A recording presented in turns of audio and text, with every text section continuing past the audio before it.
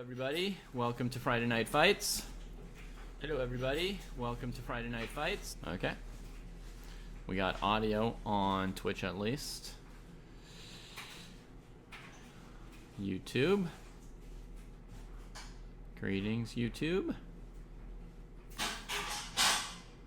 Tournament starts in just a handful of minutes, so you're gonna have to hurry your way in there, my friends. Let's go get this club's link for the people in YouTube. Chess Dojo Club. Send that over here for any tubers in attendance. From our Chess Dojo Club, it's easy to find these two arenas here, I believe. And we'll add that information in here as well. Like so.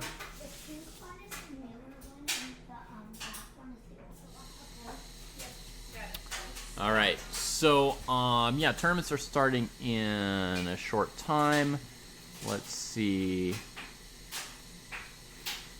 Yes, 6 minutes here. It's the normal Friday night thing for anyone who doesn't know. We play classical games. The over 1600 section is 90 plus 30. The under 1600 section is 45 plus 30. And yeah, under 1600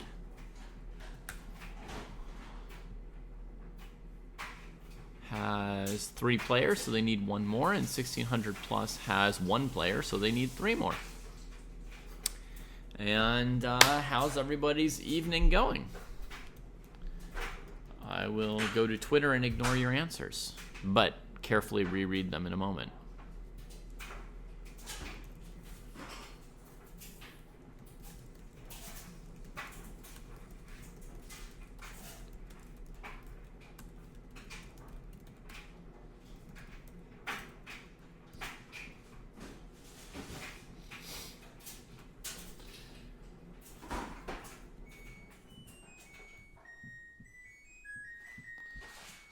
All right. The tweet has been tweeted.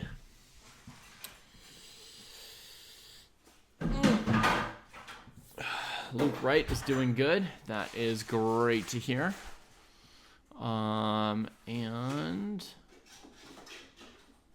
is there a jingle from a water purifier? I don't think I've got a water purifier going. That might have been the dryer here.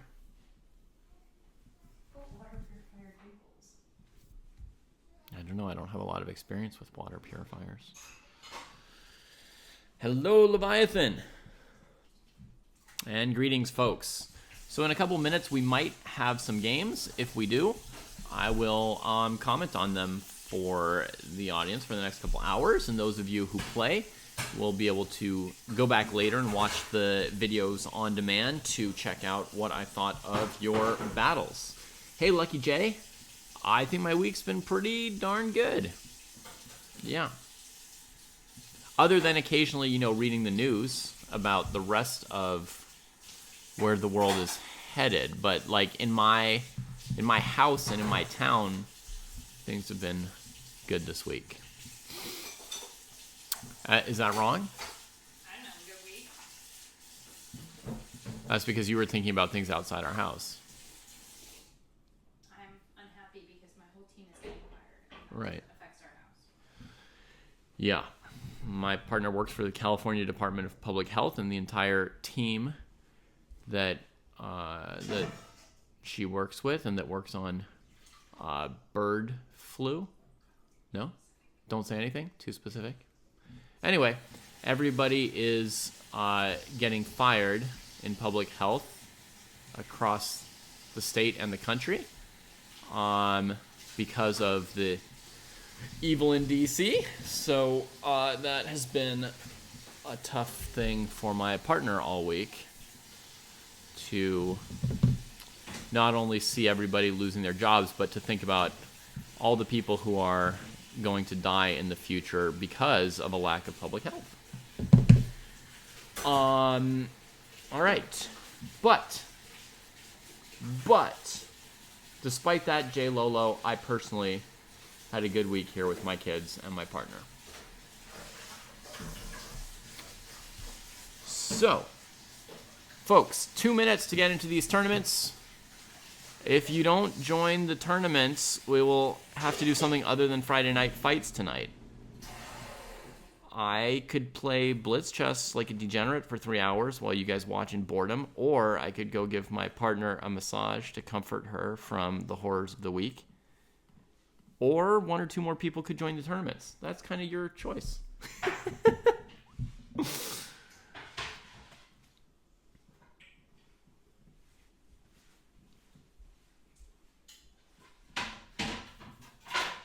I'm open to anything, as you guys know. As you may know, I'm open to anything. Happy to comment games, happy to play games, happy to hang out with my family.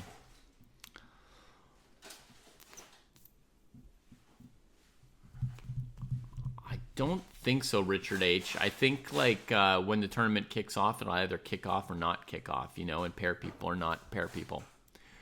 Ooh, Thad, my man. Thanks for joining, but you've got the wrong link. You are 1,000 points higher rated than these other folks here. Let's see if we can get you the right link. I hope I didn't put the links in the wrong order. I may very well have done so. Let me check. 1,600 plus. Yeah, there we go, 1,600 plus. Okay. So Lucky J, Dojo question. Should I repeat checkmate tests when I graduate, or should I wait until I get to the next 500 ELO bracket? Lucky J, I would do a couple, this is my general answer would be, do a couple months of work, between 1 and 3 months of work, and then retake some checkmate tests and see if you've gotten better. So I wouldn't automatically redo them whenever you graduate. Though you could, I mean, graduation probably means you've gotten better and you could redo the checkmate test and see if your skill's gone up. But I might do it every like 2 to 3 months or so, depending on how you feel your progress is going, and just see if your tactics skill has been going up along with all the rest of your skills, right? Okay, the tournament may have just started. No, 30 more seconds. 30 more seconds. Yeah, you're welcome. You're welcome. Happy to answer a question correctly from time to time.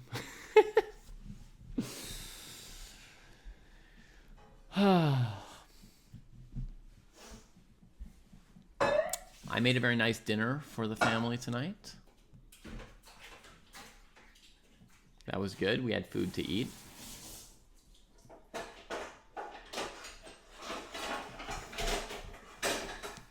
All right. Unfortunate for the 1600 pluses, the 1600 plus arena is canceled, if I saw that correctly. But we are going to have an under 1600 tournament, and we are going to have some fights there.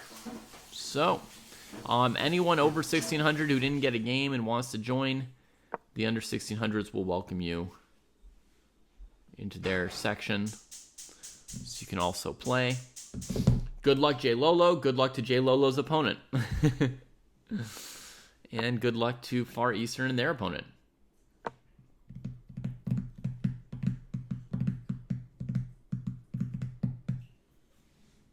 All right, we got a Caro Con defense here from Mushin against Lucky Lolo, who is almost certainly none other than Lucky J Lolo. We also have this game between Jadub and Leviathan, kicking off with e4, e5, knight f3, and Black's now thinking, do I defend my pawn or not? No, there's an option where you go knight f6 and you counterattack White's pawn, right? This is the most standard move, but I think knight f6 is about equally good from a supercomputer perspective. And we're going to get an Italian game there. Let's see what our third opening is here. I think it's MPK and Daniil Dubov with an advanced French. Right on. Right on. Then where is the bread? Up against Far Eastern with a C3 Sicilian. We got a variety of openings here today, but why didn't Chess.com pair Factory Freak and Far Eastern together, who are like 50 rating points apart? Then they could have put checkmate and where's the bread together. That would have been really brilliant, chess.com, if you'd done it that way, but okay. Here we've got our Italian game. Couple options right here for white. And Jadoob gives us some fun with an Evans Gambit. I mean, there can be fun whatever opening you play in chess, honestly, whatever you do. Something fun happens later. I just have a little bit of a soft spot for the Evans Gambit, and so when I see it, I get a little spritz of a feeling of that could be exciting. Ben Summers, do you think the easy system might be coming? That's your favorite, and it's quite common actually in the dojo. Let me see if that's what's happening. We don't yet know here. MPK. So far, these moves are still standard, and now we'll find out if it's an easy system, huh? I feel like the easy system is more than 50% common in the chess dojo. Like there's a greater than 50% chance compared to the standard lines with Bishop E2. Just because Jesse did such a good job teaching it, and then it was really fun and cool and all that. What would I do if you just lost a chess game where you were winning? Well, that's happened to me many times, Luke. I've reacted in different ways on different days. Sometimes I went into a corner and just thought sad thoughts to myself.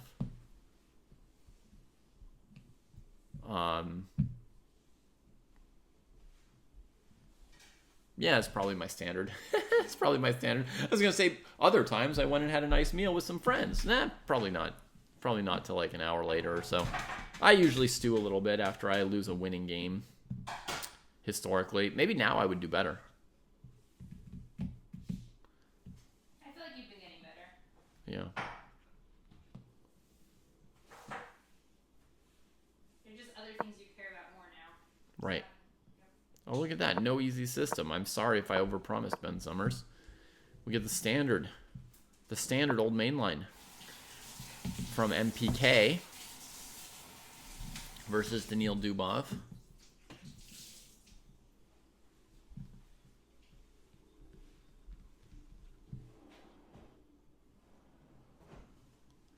I mean, it's not like I want to lose my games. It's not quite like that. But guess I don't dwell on it that much or get that upset. Hey, gefilte fish.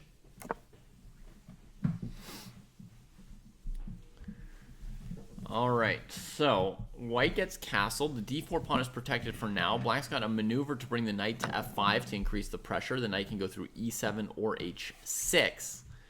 But if the knight goes through e7, then black has to worry about pawn takes, hitting the queen takes, b4, or maybe even bishop e3. What do I know? This might be even better. But, something like this. And I think white might even be able to play b5 just to take pressure off the e-pawn here.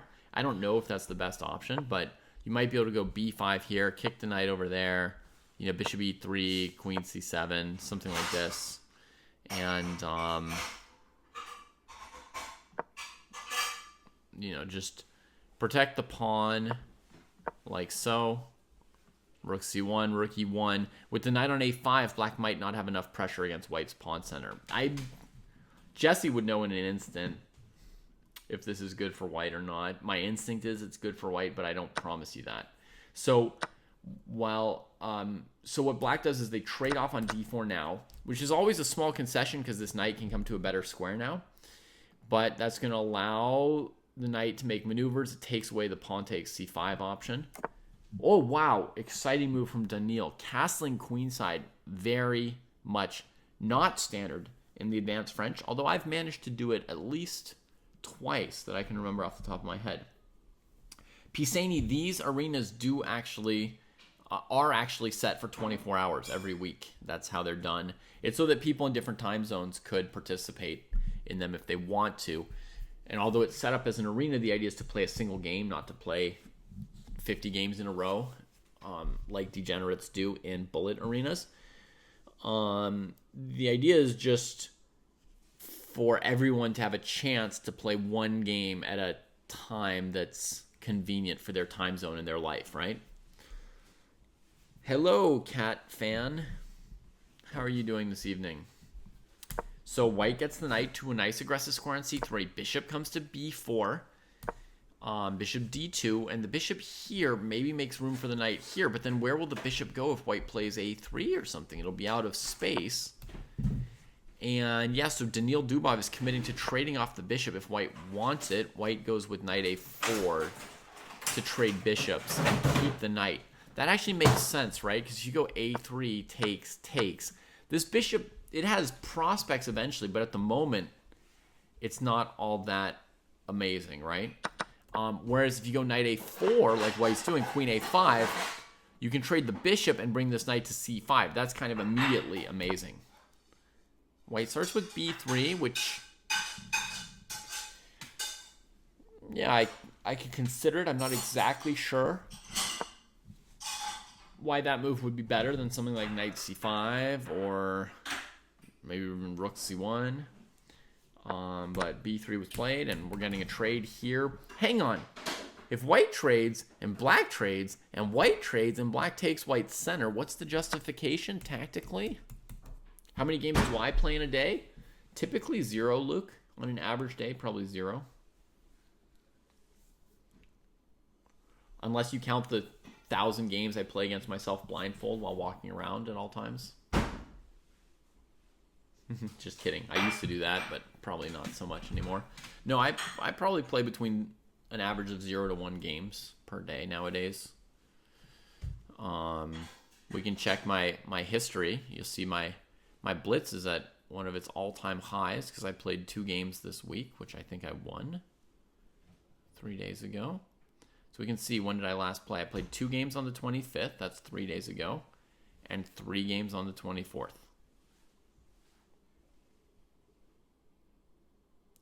Oh, 3 of them were unrated games against somebody in stream who was talking to me, and 2 of them were rated games. So really, I don't know if those 3 games count when you're playing against somebody who's watching your stream and you're talking. You decide if those count or not. I played between 2 and 5 games this week. Were I ever addicted to ICC? Yeah, probably. I mean, I'm not an expert on addiction, so my answer is not necessarily a clinically correct answer.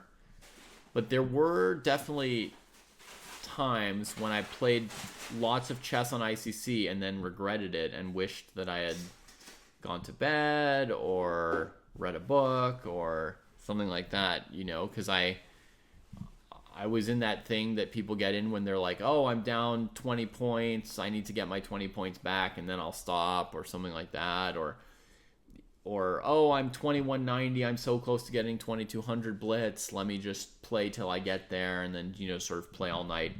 And there were definitely nights in college where I played blitz from, you know, 10 p.m. until 6 a.m. or things like that. Not every day or anything like that, but a lot of days. I don't know if you would call that addicted, but certainly in the direction. If not addicted, then close to it.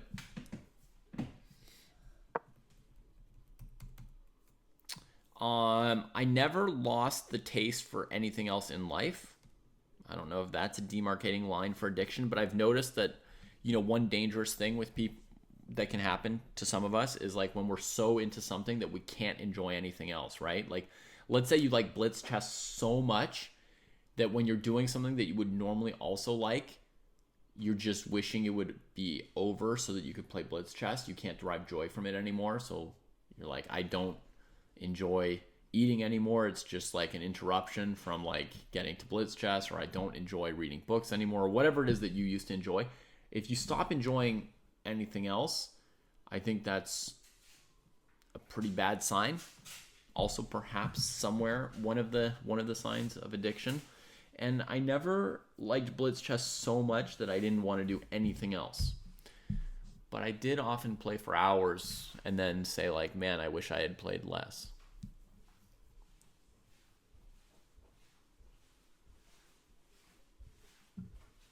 Yeah, that used to be me too, Steph Kitch. So you see, there's hope.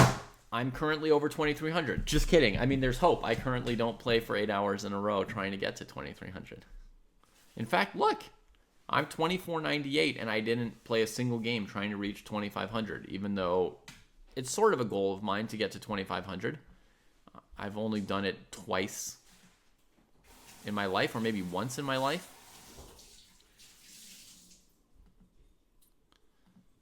But, didn't even try.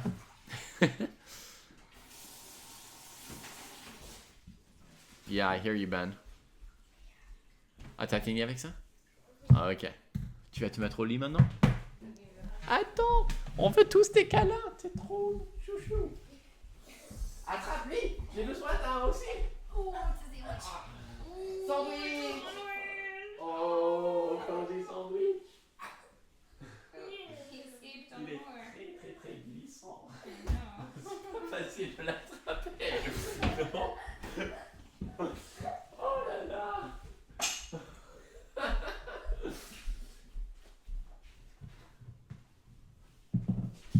Slippery little bugger, that kiddo. It's hard to get a hug there.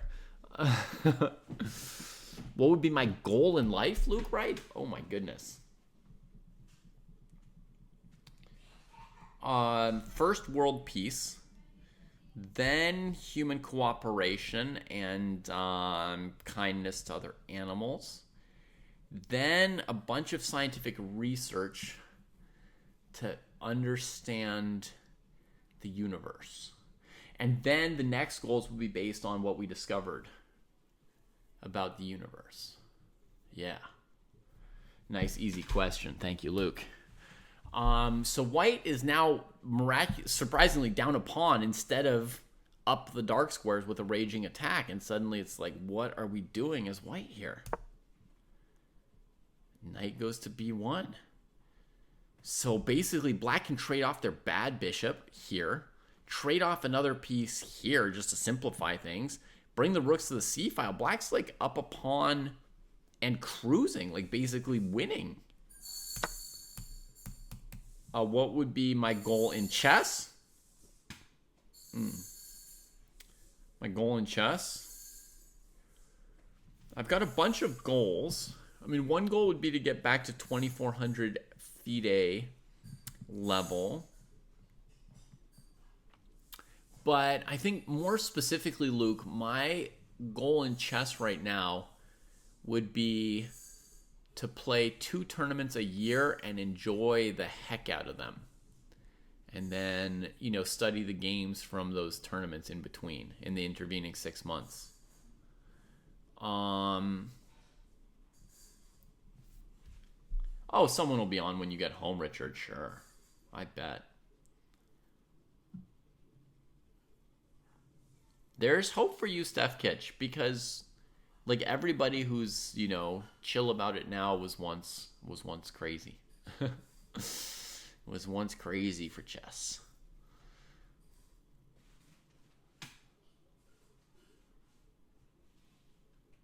Zev Karomo, sounds like you've already done some of that growing up, huh? You've already reached a point where you're like, I'm a little bit old to be playing so much Blitz. With knight c5 first, a more enterprising move. For sure, gefilte fish, this knight should have not been left on a4 here. Because this is so nice for black to trade off that bad bishop and then just go for the c file. So, yeah, you're saying was knight c5 better here? Definitely. I mean, it was the best move 2 or 3 moves ago, right? Before losing the pawn, and also the best move now. Oh, you're saying without even throwing the check? Knight c5? Sure, that makes sense. Folks, I think that that Gefilte Fish is wondering about this sort of complicated tactical sequence here. Knight c5, rook c1. It's very tricky. For a second, I wasn't sure what the answer was. If you go check here, the rook defends this, and there's no saving the queen. And for a moment, I was like, oh, if you go queen c1, knight e2 would be genius, right? But it's check immediately, so there's no time for this. So, yeah, white could play knight c5.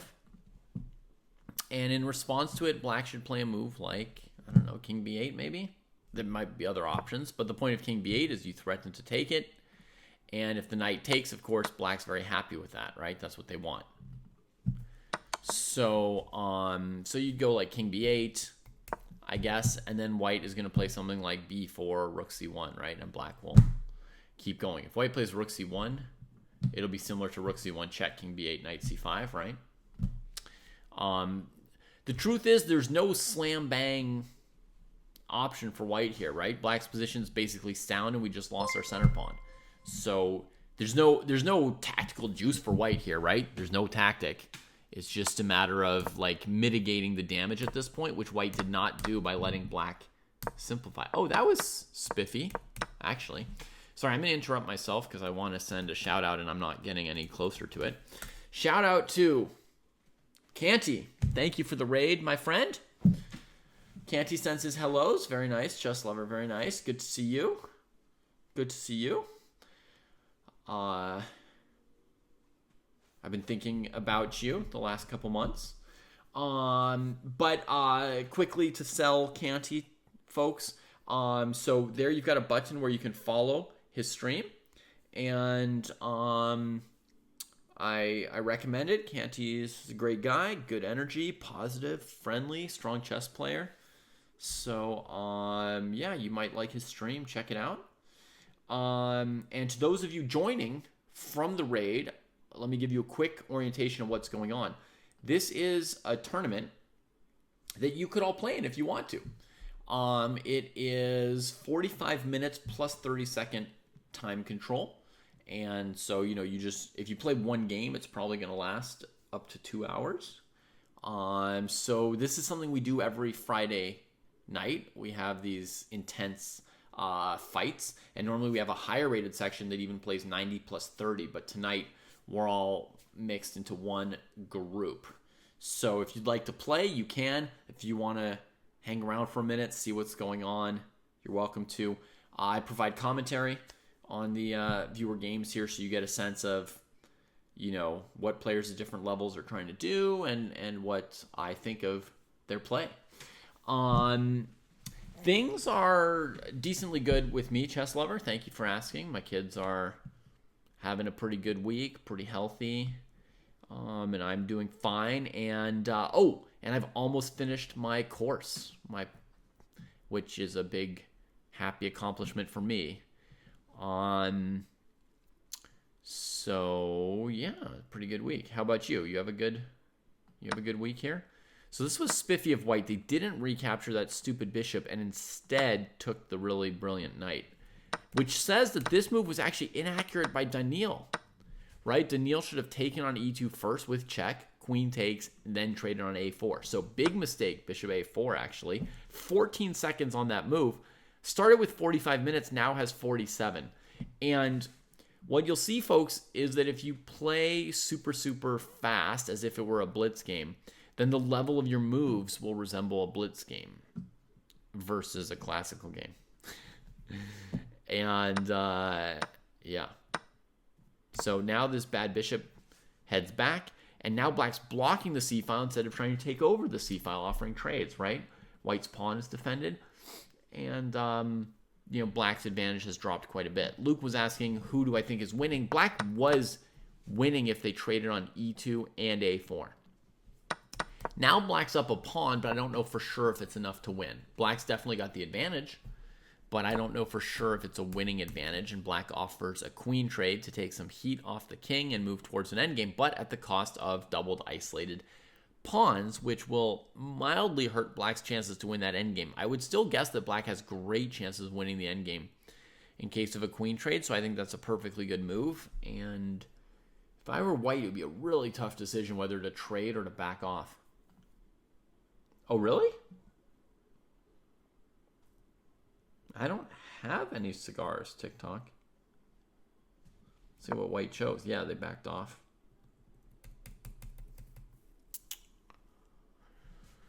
So, if I were black, first thought would be knight g6, pressuring this pawn. The other thing I'd love to do is play rook c8, looking to fight for the file. But now the queen's looking at h7, so I'll drop that pawn if I trade rooks with a recapture. We could get really aggro with d4 as well. A move one often forgets because French players are very structural. And although I don't only play the French, like if I'm playing the Najdorf, there's a certain kind of David personality that comes out. When I'm playing the French, another one. When I'm playing the French, I'm like, my structure, it's perfect. Let me just trade pieces around it and win the end game, you know? Oh, no, I won't shoot you, TikTok. Thanks for the warning. But it is a confusing warning because I had no idea about this thing where I owe him a cigar. But actually, this kind of move can be very strong, right? It opens up the bad bishop. It expands the rook. Immediately, your opponent has to fight against the power of the passed pawn, which is not too weak here. You could build up your rooks behind it or use the 5th rank to put more pressure on this pawn. So honestly, that's, a pretty plausible move as well for black. Or you could start with knight g6, attack the pawn, and maybe play d4 as the follow-up. So, hey, Caroline. Yeah, well, a game can be a bit of a commitment when it's, classical chess. So maybe think about it for a minute or two. See if you really do want to hop into that game. Reflect on that choice before you take it. Good chess player also sells contraband cigars. Huh. The rumors that are swirling. I'm afraid, Bobby, you've been misinformed by your friend or whoever told your friend their information. Yeah. But stick around anyway, because we've got some interesting chess games to look at. So black chose knight g6. White tries to defend the pawn, right? And now here, lots of choices for black. Queen d4, going all in on the pressure. d4, expanding the bishop and rook. Queen takes b3, trying to snag the pawn, but she's sneaky. She's quick. She's got you. And then the choice that Daniil Dubov made in the game, h5. And then we're coming with h4 and h3. Yeah, Mickelwold, it would depend. This is chess 99% tactics. We had an obviously no, right? But, what percentage is tactics? So I would say it depends on how you want to ask the question. What percentage of what you think about during a game is tactics, or what percentage of what matters to determine a result may depend, right? But I would say that chess is somewhere around 33% tactics, maybe even a little bit less. Think of all the factors that there are in chess, right? There's strategic considerations and calculation. So by calculation, I mean tactics, right? We're going to say tactics includes not just 3-move patterns, but the whole process of looking move by move, right? And looking at specific opportunities and seeing how they play out and whether you should go for them or not. So you've got strategic considerations, calculation, then evaluation. You have to evaluate at the end of any strategic or tactical idea. And then time management and decision making. So I don't think those are like at least 5 big ones. And there's some other things too, right? There's memory, there's, opening prep memory kind of together. Maybe knowledge of endgame theory would be another area where memory comes in. But those are all really big ones. And the decision-making process is very important, which is where you sort of synthesize how much time you should be using, knowing whether the position is tactical or strategical, etc., evaluating the positions, calculating the positions, and your instincts about which direction you should be looking in. You're synthesizing all that with your decision-making process. That's a big piece as well. So I would say probably 20% to 25% tactics, something like that for chess. Does it always have to be on Friday you do this? Well, Fights starts with an F, and Friday starts with an F. So as long as I call this show Friday Night Fights, it's the only time I can comment on classical chess.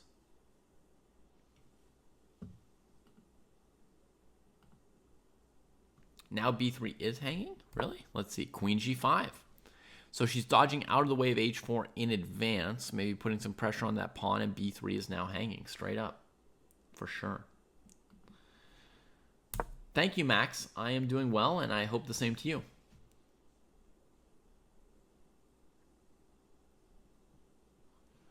d4. Look at that. The move that opens up the activity, and it's looking at quickly playing d3 as well. So that move looks powerful.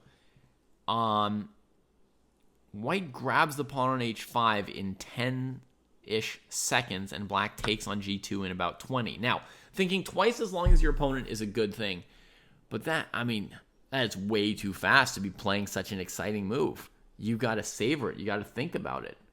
Gosh, and white took it in a minute. These are like the deciding moves of the game, and they're just throwing them about. White probably didn't even double check if the rook on d8 was defended here. I mean, it is, right? But imagine the queen were on b5 and you play this brilliant rook h5 hoping for knight f4 and your opponent plays queen d8 mate. I mean, he played so fast he didn't double check anything. So I think this is sound, but I would never play it this fast. Even though I might be able to calculate as fast as these players, who knows? I would never, decision-making wise, right? And that's like the thing about is chess 99% tactics or 30 or 20, right? Like, let's say you miscalculated rook takes h5 or bishop takes g2, here it's black. Would you say that black lost the game because their tactics were wrong, or because their time management and decision-making were wrong? Right? Maybe if they spent 2 minutes, they could have calculated bishop takes g2 correctly, but they chose to spend 10 seconds. Right? So then, where would you classify that, right? To me, that would be very much, decision-making and time management, So, yeah. I mean, in a blitz game, maybe you bang it out. Even in a blitz game, I would have spent more time than black did, actually. 20 seconds on this. I mean, I see the idea, rook h5, knight f4, hitting g2 and h5. But I also see that if bishop g2 works, I'm going to win the game. So in a blitz game, I would spend between 20 and 30 seconds on this move, probably. And that's a 3-minute blitz game, not even talking about a 5-minute game. And it was played in 20 seconds here. So very quick, even I would say for a blitz game. So what you have to calculate before doing this, you have to calculate bishop takes g6. You have to check that like queen d8's not hanging. You have to check queen g2 and king g2. Right? So I think the move works, but it's insane to play it at that kind of speed. Because you've got all this time. You could use some of it. I mean, what else is it for? Instead of being 1,300, you could be 2,000 if you used 10 times as much time as you do right now. Okay, so rook takes h5 played. Let's go click on some of our other games as well, right?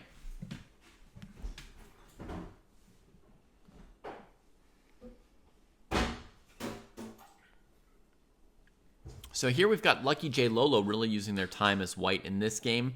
Mushin is playing basically 30 seconds per move, still on 45 minutes, but Lucky J Lolo has used 16 minutes plus 8 minutes of increment, 24 minutes to play 16 moves. So that's very, very reasonable for the opening of the game. They're right on pace.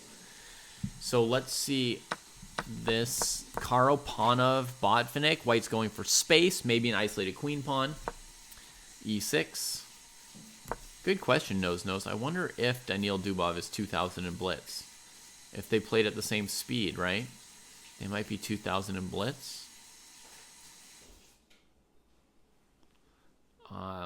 Let's check that. It's an interesting question.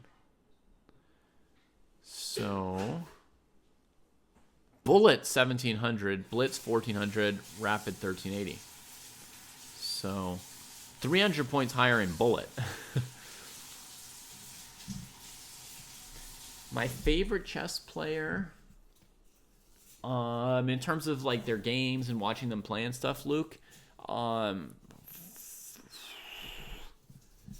have so many, but if I had to pick just one, it might be Garry Kasparov, because he was my first inspiration. I started playing in tournaments at the end of 1993, and he played a world championship match with Nigel Short, I think, when I'd been playing for about a month. That world championship match started, and then I started reading about it and watching it and modeling my openings and my play on his. But other top favorite players of mine are Mikhail Tal and Polgaevsky. Those are two people who also created great chess books, just like Kasparov, and so they gave a lot to me through their books. And then of current players, I root for Gukesh, perhaps most of all, but I root for, about 50% of the top players are like all specially favorite players of mine.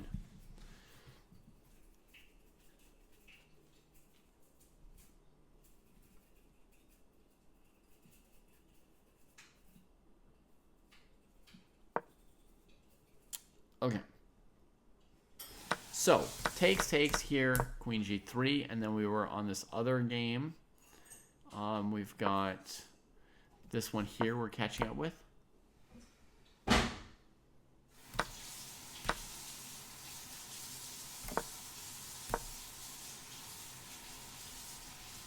Boom, boom, boom. Bishops come out to some good diagonals.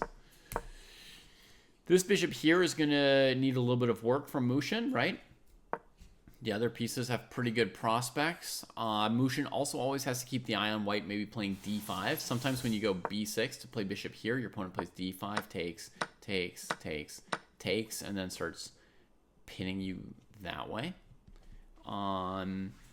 Pisani, it's possible that some of them are idle, or they have put the arena on pause or something like that. But yeah, it's normal to have a couple unpaired people because they might be waiting or not currently looking for a game.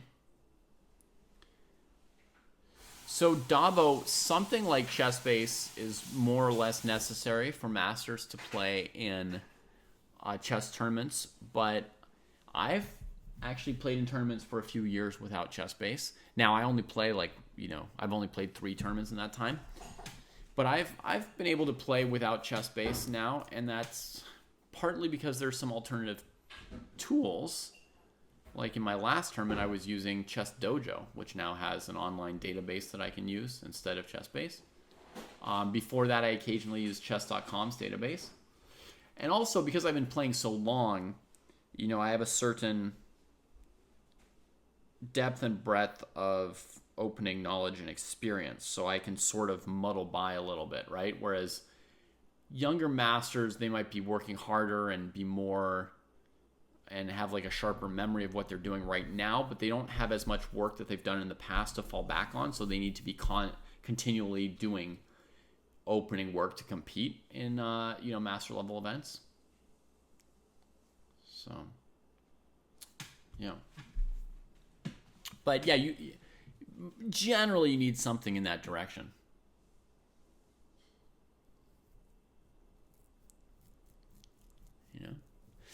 Okay, so anyway, so this move here, bishop d6, trying to trade the bishop, it's one of the moves that makes sense for Mushin, but I would just say, like, if I were playing here, my priority would be on figuring out a plan for this bishop, right? And maybe bishop d6 is part of that plan, but this is the key element that anybody here rated, 900, 1,000, 1,200, you should all notice this bishop at least. You should be aware that this piece needs some help or some use, right?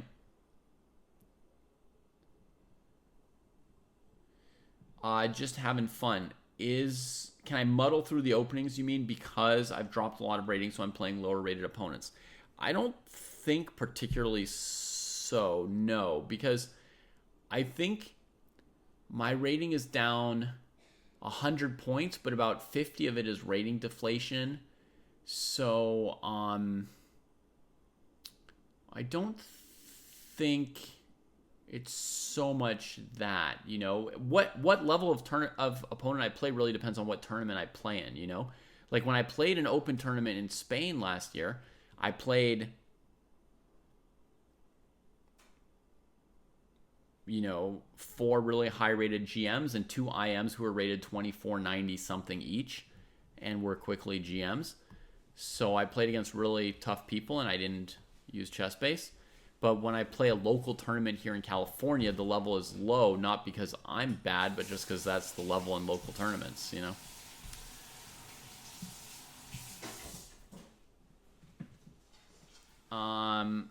Okay.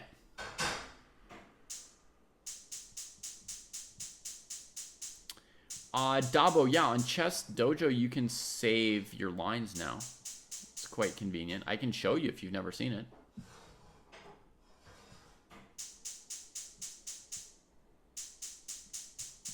But they probably use something like ChessBase, right, Zev? They must have used something to study games. Oh, you should have said hi. Cutie, that would have been fine. That would have been fine. All right, so let's see. Bishop d6. White comes forward with the knight. Bishop b8, and then we got these trades. Interesting. So white's pawn structure actually got evened out while black's got busted up. Interesting sequence from white. Queen e2. Knight e4. Uh-oh. Knight e5. Oh, no. This guy is potentially powerful, but you gotta tend to him, you know? You have to play either f4, rook e1, something like that, before you can start using him for, you know, the knight's dreaming of glory, and it's just cut off too soon. So there they are. All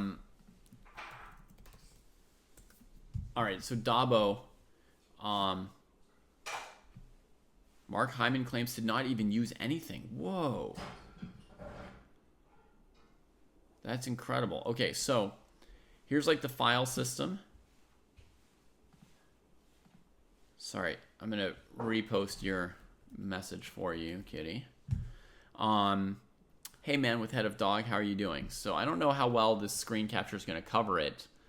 But you see here, Dabo, I've got my games and analysis. Both can be saved and organized in here. Let me just fix this a little bit. We'll do a quick look, right? So I can click into a database, Carl Khan, and then let's say 2 nights.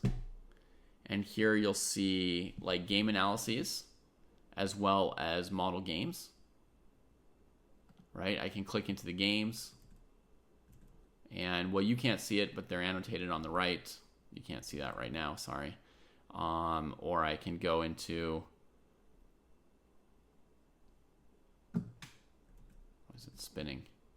Hello?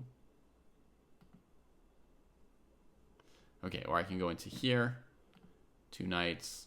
I could open up, like, a file like this. And then just kind of click through variations. You know, I can do that. I can do knight f6, etc. Save it all in here.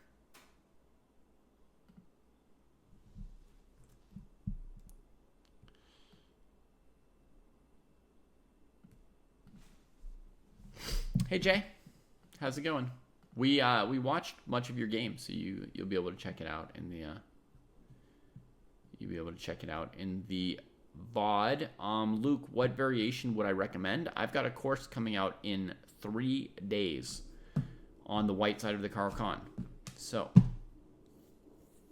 if you didn't catch the recommendation in the screen share just now, you can find out in the course in 3 days when it comes out. No, I do the sneaky 92 there, Dabo. You know that position too?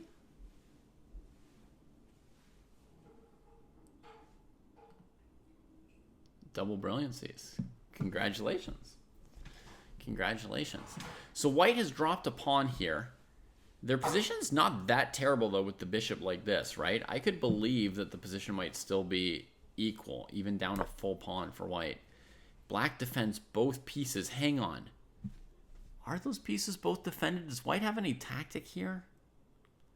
If I go knight b7, knight c4, right?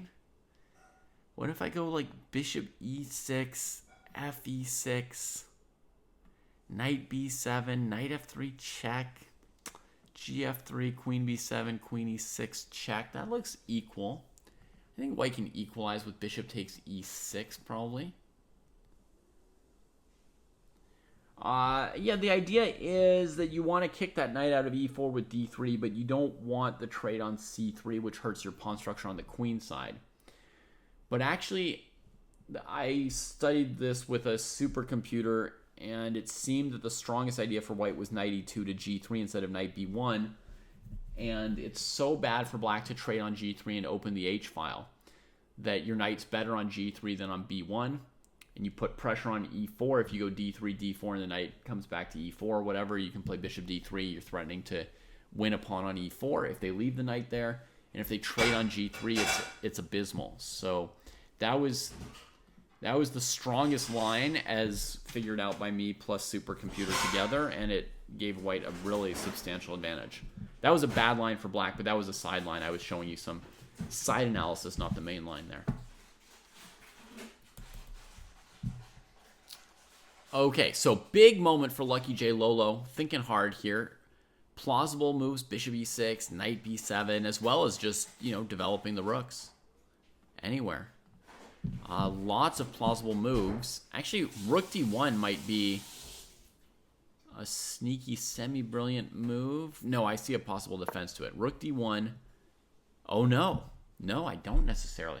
I was going to say trade, but white can throw rook d7 instead of taking the knight, right?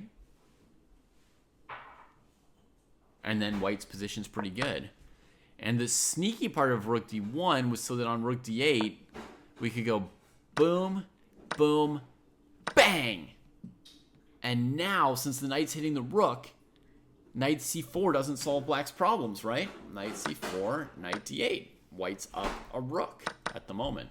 And queen b7, queen e5, white's up a piece. Ooh, so rook d1's really, really sneaky here. But that's, a highfalutin master level move probably. Then you could also just play off of like instinct, just bringing out your pieces to the open file without having calculated anything fancy. But if you start calculating, the normal moves to start on are knight b7, and then you see knight c4, and then you say, okay, can I do anything like bishop e6 or knight e6 instead? So you can calculate those lines first. Good night, Luke. Going to bed, often the best move in a lot of positions. But if none of those calculations appeal to you, then it would be logical to bring out these pieces, actually. Or maybe even to drop bishop back to b3, just avoiding some trades. It's a fine move as well. But first you calculate long lines of captures, captures, captures. And then you think about bringing out pieces. I can't answer that question, Jay. I can't parse that question. What's your best game which the computer called trash?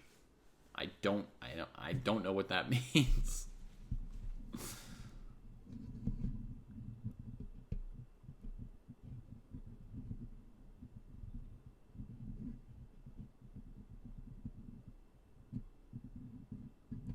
Bishop takes e6 is playable. I think it's about equal.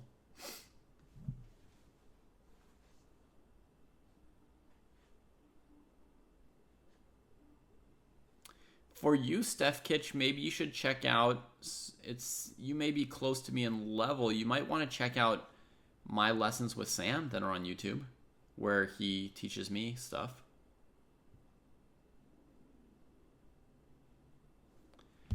I don't think I've played against Computer Impossible. I think, Steph Kitch, they're called GM Teaches IM, right?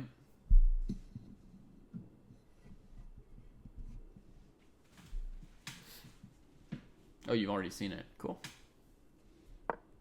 Bishop a6. Now, this move, I'm sorry to say, Jay Lolo, I hate this move. Because the best thing about your position is the bishop on b7. Your opponent's bad piece is the best thing about your position with white. So the last thing you should do is go for an equal trade with that piece. Unless there's like a killer tactic you have in mind here that I don't see. Strategically, this is very much in the wrong direction, this move, unfortunately. You have no OTB experience and you're 2300 level? Wow.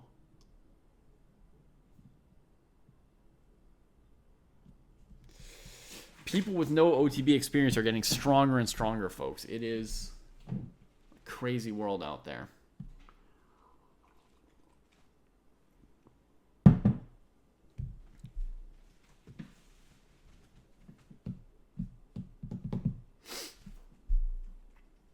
I don't really see any tactical juice. I mean, the idea might be knight here attacks the queen that's defending this knight. And then black has to be a little clever. But basically, if the queen counterattacks the knight, then black has nothing to worry about, right? You counterattack the knight. If white takes, you take, keeping the extra pawn. And if white does something else, then you have time to save your knight. I don't know his repertoire, Sweet Bell Pepper, but based on the fact that the Mora is playable and that Mark Esserman is like the world's leading expert on the opening, I would assume his repertoire in Mayhem in the Mora is awesome. That would be my guess.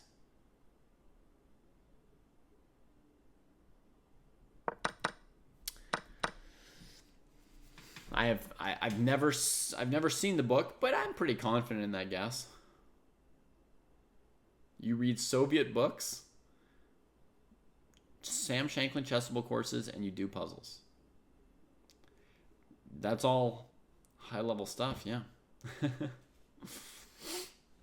It's all high-level stuff. All right, let's grab another. Let's bop around a tiny bit, huh? Let's check out another position. We had also been following this game of Jadub and the Leviathan. So they had this Italian game. Well, I say following at the Evans Gambit, d4, takes it, castles, knight e7, letting white set up the pawn center, but black is prepared to strike back in the center, even though their king's in the middle of the board and white's castled. They strike back in the center of the board to make sure that their pieces end up on super duper squares. Yeah.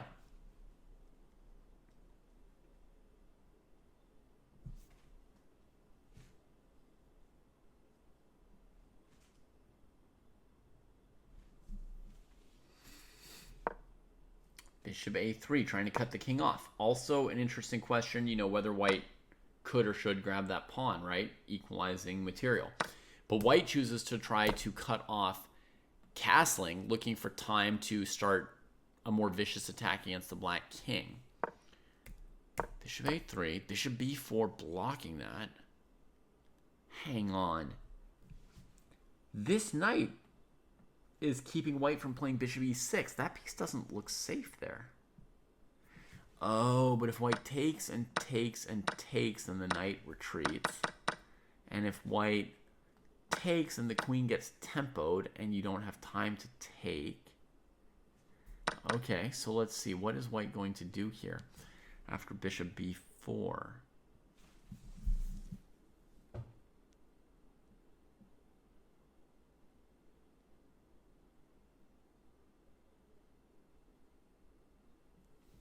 You know what makes sense to me is to develop the last minor piece while putting more pressure on d5.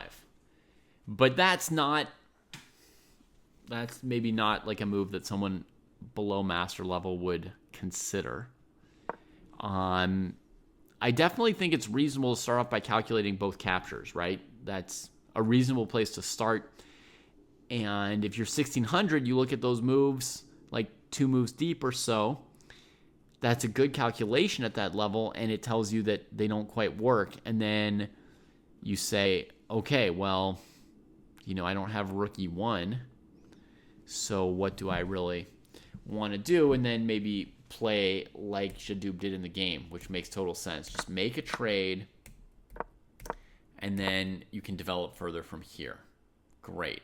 Now, I wonder if by any chance Jay is considering if Jadub is considering bishop takes e6 here or only queen c3.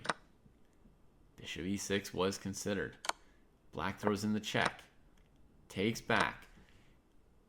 Okay, it might have been more prudent to play something like queen e7 or queen f6 and just defend f7. Actually, castles maybe. Castles would have been the right choice here, I think, Leviathan. Although maybe your move's going to be even better. But this would have been a very safe option. Black should be aware of this option because basically the king's safe now. The bishop's still threatened. And if it retreats, black takes the center pawn, right? With the knights connected, and black's very safely ahead a pawn here. Okay, so black goes. All right. It looks like you made the right choice by hesitating or dwelling on the choice for a minute, Caroline. Oh no, you played a game already in this time. Oh, I guessed wrong. Died so badly. Tears falling. Hopefully your opponent enjoyed winning, and tomorrow when you're less tired, you could maybe learn something from the game if it wasn't too badly. But rest up, and we'll see you another time. From Leviathan's perspective, if they're doing this, it's because they want to go queen e7 and try and stay ahead of piece, which is going to be tricky. Because here the king can't castle kingside, but it does escape queenside. White can attack the knight, but the knight can be defended, it seems. This would have been a key calculation. White played d5 in the game, but something like this, trying to win the knight. I was going to say, or maybe knight g1 going after it, but then this knight comes here supporting it. That's not so good. So maybe rook a2. You climbed the rank a little. Okay. Climbing feels good.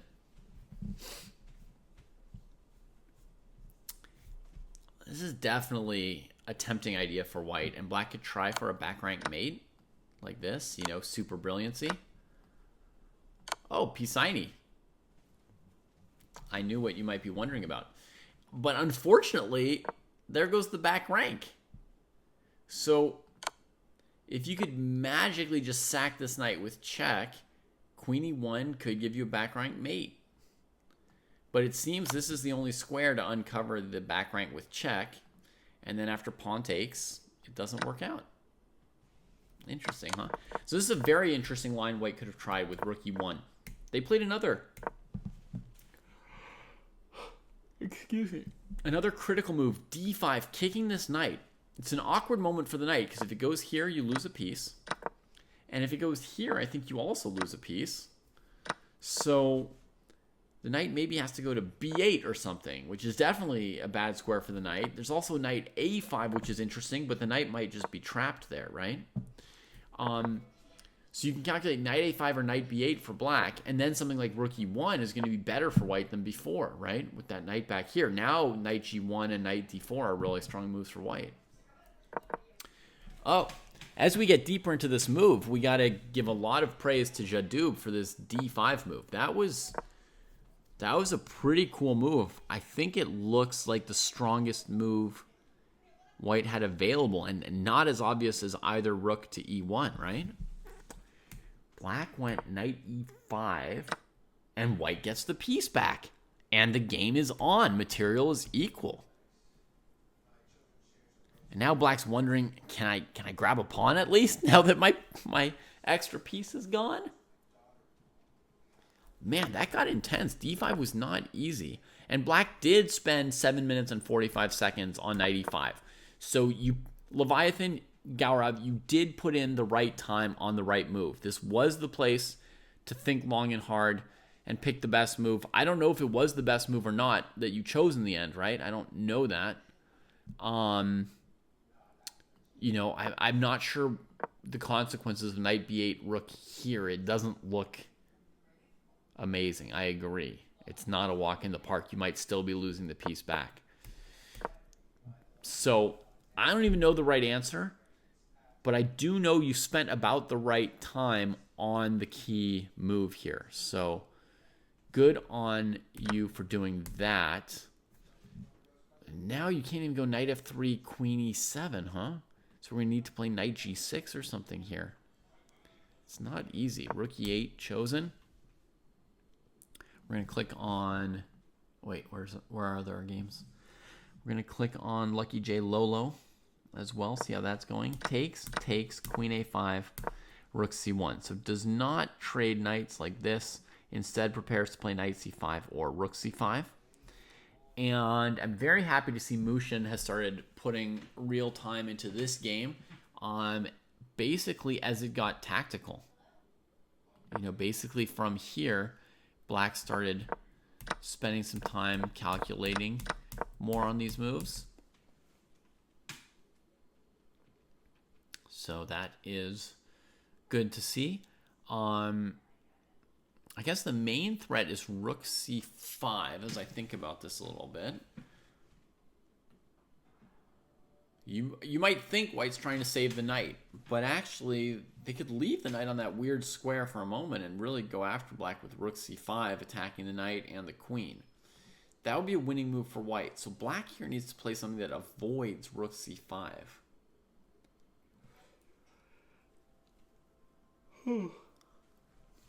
Not a million moves come to mind. There's knight d3, retreating from an exposed square and stopping rook c5, right?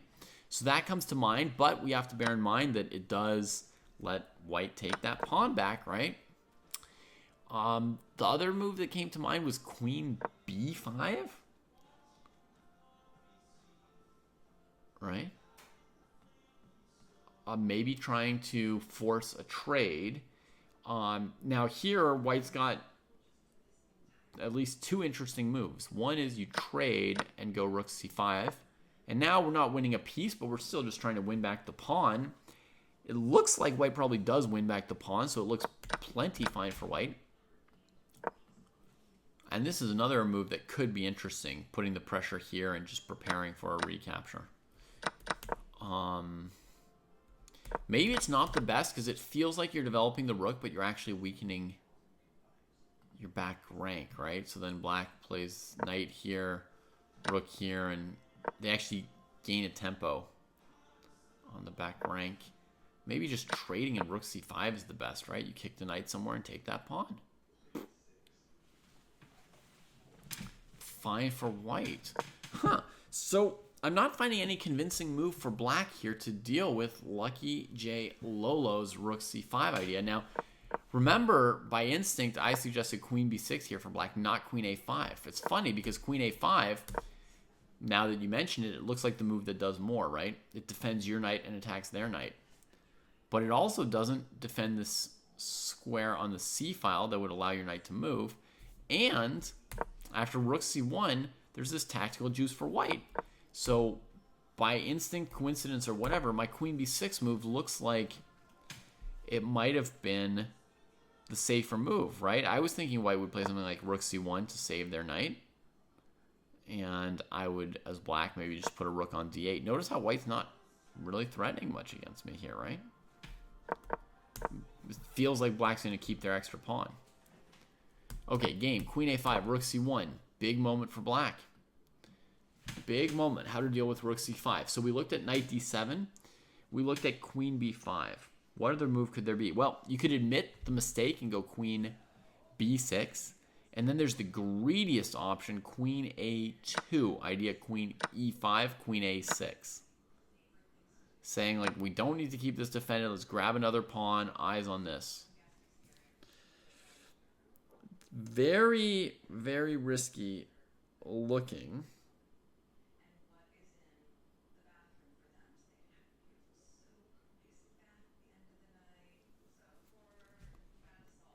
Knight c7.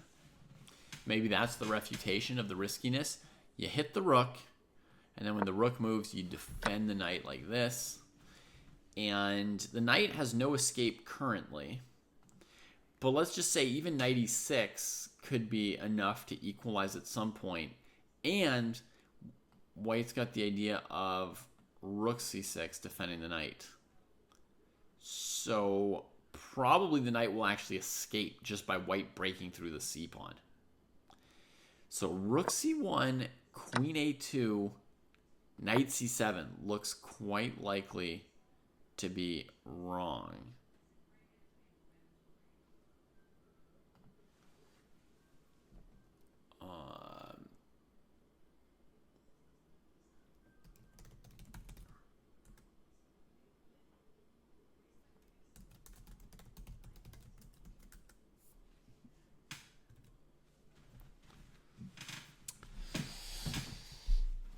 Rook A1, I also looked at River Tech. Yeah, when I was first looking at Queen A2, I was thinking, is Rook A1 or Knight B4 going to do the trick, right? Rook A1, hitting the queen. She's got to defend the knight. Yeah, and if we pursue this line, this is a good line as well, River Tech, right? Because now you can throw Knight C7, and you're also coming out basically winning as white. So it looks like white's got two different ways at least to punish Queen A2. The move felt wrong. I don't even know how much I would calculate it as black in a game. I guess I would. If I had time, I'm pretty exhaustive. Queen B5 is the choice. Right on. Time well spent by Mushin. And it never ceases to surprise me how often players rated 600 and 900 and 1200, if they spend their time, will actually come up with every single move that I, an international master, suggest. It's really like crazy. For those of you who've been watching Friday Night Fights for a while, you know it's true. You've seen it before.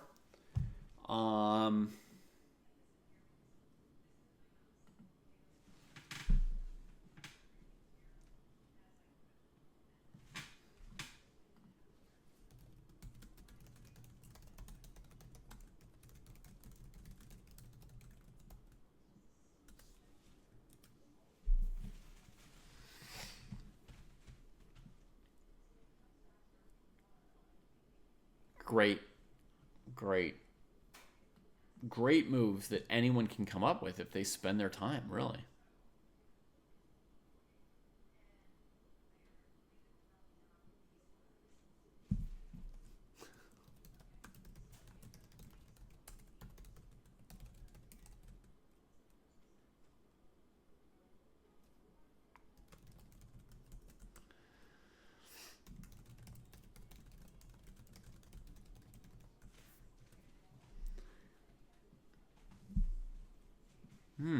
Jay, I never rate games 1 through 10, but my feedback is that you should spend time thinking about your moves.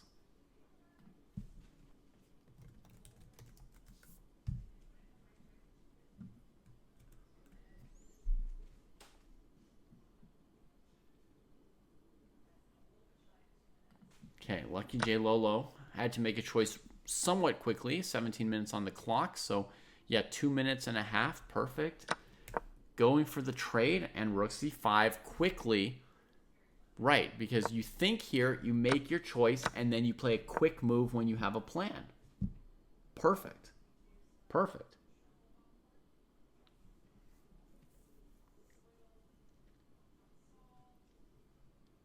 Yeah. Impressive. So now we're going to get an endgame that's pretty close to equal, but still has a lot of interesting life in it, right? Let's say the knight's got to move away and white wins this pawn for free, which I think does happen in the next move. Then we have some interesting pluses and minuses for both players in the position that's about to emerge. White's advantage, principal advantage, is 2 pawns against 1 on the queen side. That is the potential to make a passed pawn that's called an outside passed pawn that's going to be far away from black's king and knight. So black's king and knight are going to be unhappy about that factor for white. Black's advantage is a pawn in the center extra and a knight, which allows you to sort of take over space in the middle of the board and place your knight better than your opponent's knight. Black's other advantage is a little subtle thing. It's that white's rooks are disconnected. So it's a weird little thing, and I'm not going to go into it in too much depth. It'll just sort of come up naturally in the position in a couple moves. But you'll see that when white's rook is on b5, if the players start fighting for the C and D files, white's going to have to be a little bit smart or whatever to figure out what to do with the rook on f1, what to do about rook c2 and rook d2, what to do about the back rank mate. It's going to be a little trickier because the rooks are going to be separated like that. So that's going to be sort of a momentary kind of initiative or tactical factor that we're going to see that's going to, white's going to have to resolve how they coordinate their pieces, because they've got 2 pieces committed over here then one rook over here that's disconnected from them. We'll see how it plays out.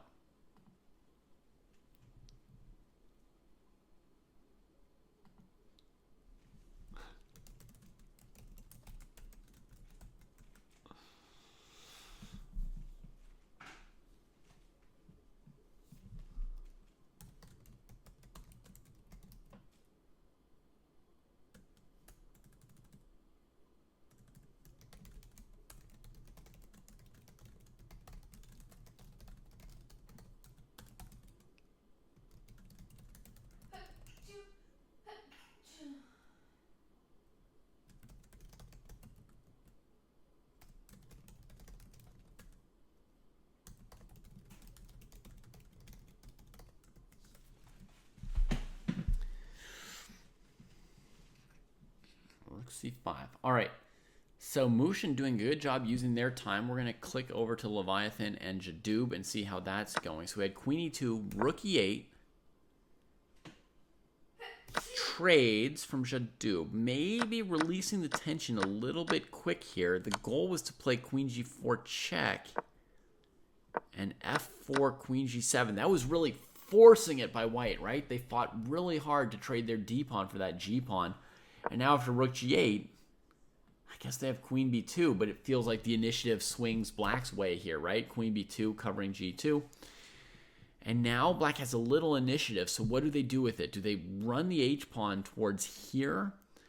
Or do they play Rook G4 and consider doubling? I would want to try and press against White a little bit here. I feel slightly optimistic for Black. It's probably equal. One of the best things White can do is play like F5, F6, and the pawn is so strong it'll constrain Black's pieces from going after G2. And then meanwhile, maybe you can go Rook F2 and Rook AF1 to defend G2 a little bit and support the pawn a little bit. White should be okay. White should be okay. Maybe if you throw the H-pawn, White can play H3 to stop it once it gets there. Then you go to G3. There's a little bit more. It's a little creakier. Hard to choose between H5 and Rook G4. 17 minutes for Leviathan.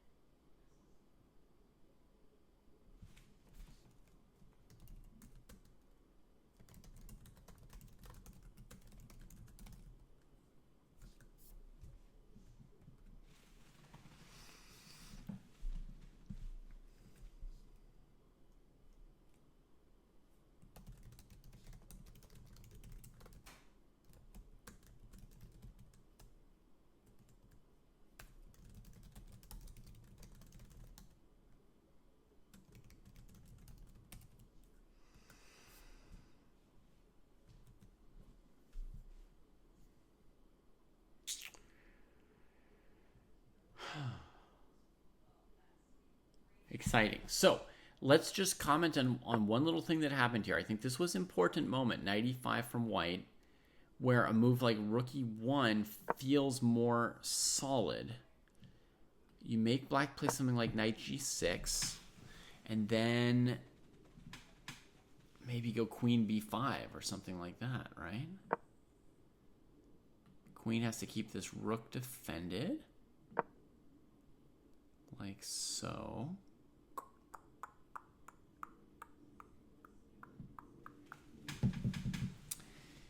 What can we make of this? White's got like a little moment to do something. Maybe Rook b1. Maybe d6.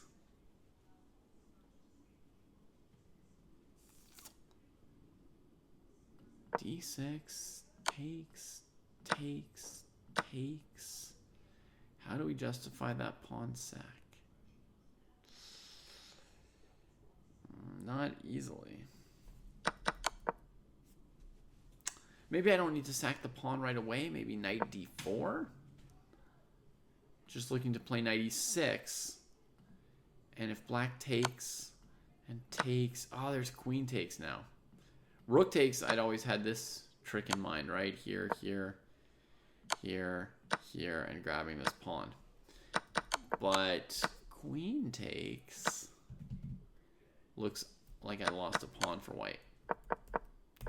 Yeah, so it's tricky. I mean, it's like it's not so obvious how this should play out for white, but I'm pretty certain that white shouldn't have spent this kind of energy, right? The trade, the check, the pawn push.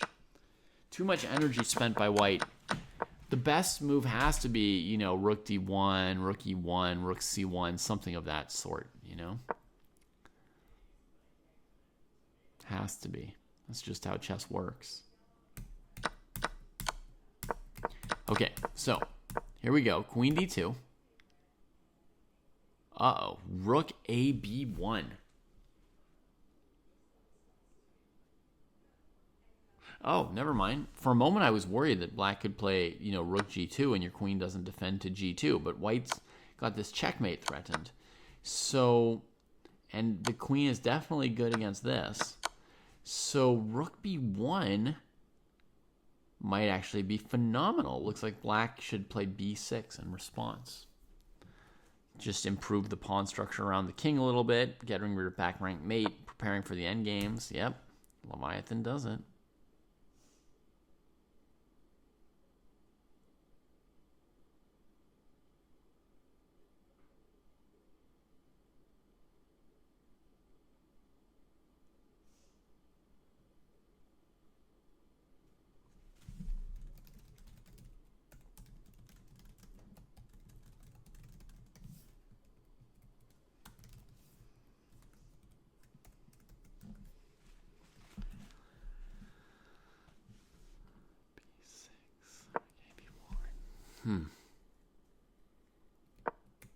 Yeah. So, black still has this idea that if you trade, they're going after g2, making you play a passive move, and then going after your passed pawn from behind, and it's pretty weak. Maybe g3 is okay. Wait, maybe we don't even need to move the rook over. What about g3 for white, akin to b6 from black? You stop the pressure here, and you've got the motor still behind the f pawn. So I feel like black has to get after h2 really quickly here. And then rook e1 takes c5. This endgame looks really close, doesn't it? Slightly better king position, maybe. This looks very close, doesn't it, Stamen? Like, let's say white played here to cut the king off. Or white played f5. Gosh. Oh, it's very, very close to this endgame. Almost symmetrical. But it's like a race. The odds of a draw are not actually very high in this position here. Crazy position. This is a good sparring position, actually. Let me grab this. I think this is a cool sparring position, actually.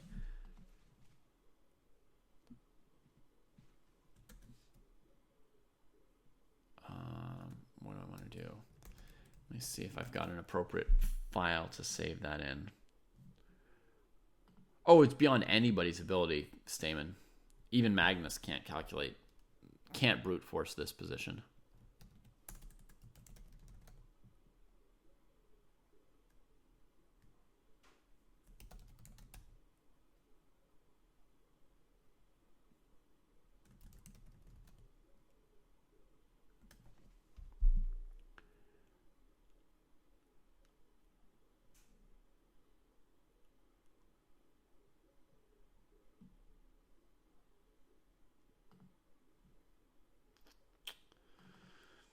I have to figure out where to put this.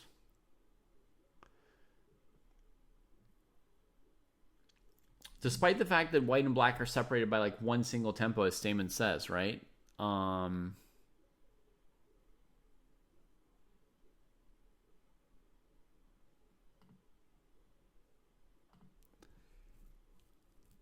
It's going to lead to to crazy calculations, I think.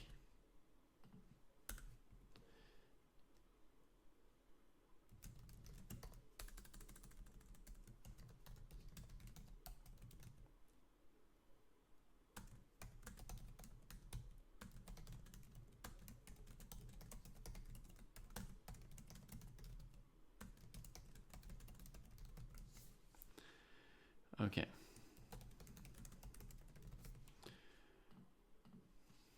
Just trying to file things away properly here.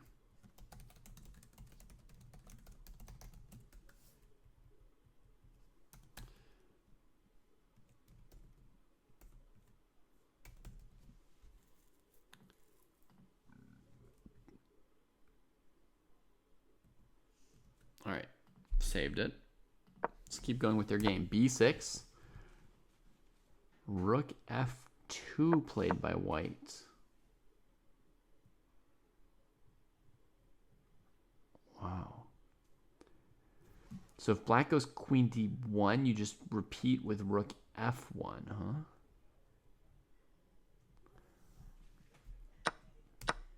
Black traded here. This rook couldn't take because of back rank mate. Rook D3 going after this pawn. Now white's thinking. Rook here would allow rook D2, I guess. A4 to go to A5, but A4 rook here attacking both of these. And like here, here. White could play G3, which is okay-ish.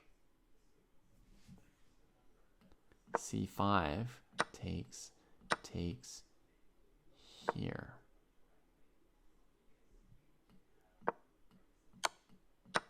How equal is that? Feels like black's a little bit better. King position, I guess.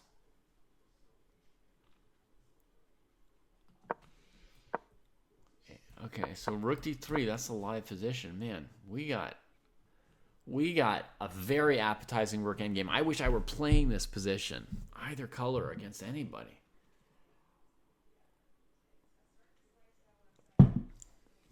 Rook D3, incisive move from black, trying to push things, trying to look for an advantage.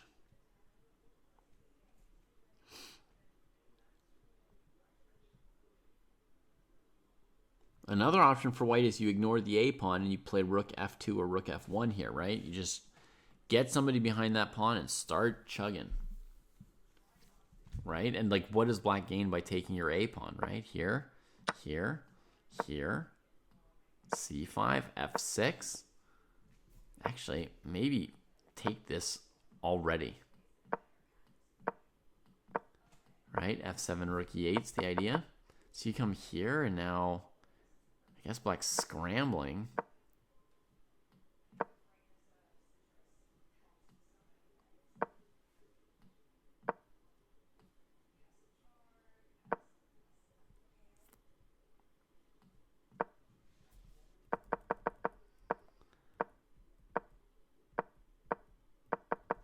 Interesting. Okay, so we found some defenses there for black, even after the pawn gets this close.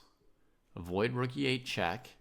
Because of the back rank mate, white can't throw rook E8, get rid of the back rank mate, and the pawn's too far, right? And we can hold it like this, but it's not really going anywhere, and black gets their own stuff going. Oh, God. Maybe even if they do, they just lose. That looks like a win for white. Although, as I said, this stuff's going to be tactically tricky, right? Here, check. Here, check. Boom! White wins. Okay. Let's get back to the live position. That's like 10 moves of field. F5 has been played. So a similar idea, sacking this pawn to use this one. Now black's got to choose between running the king, grabbing the pawn, pushing the C pawn, playing rook F8.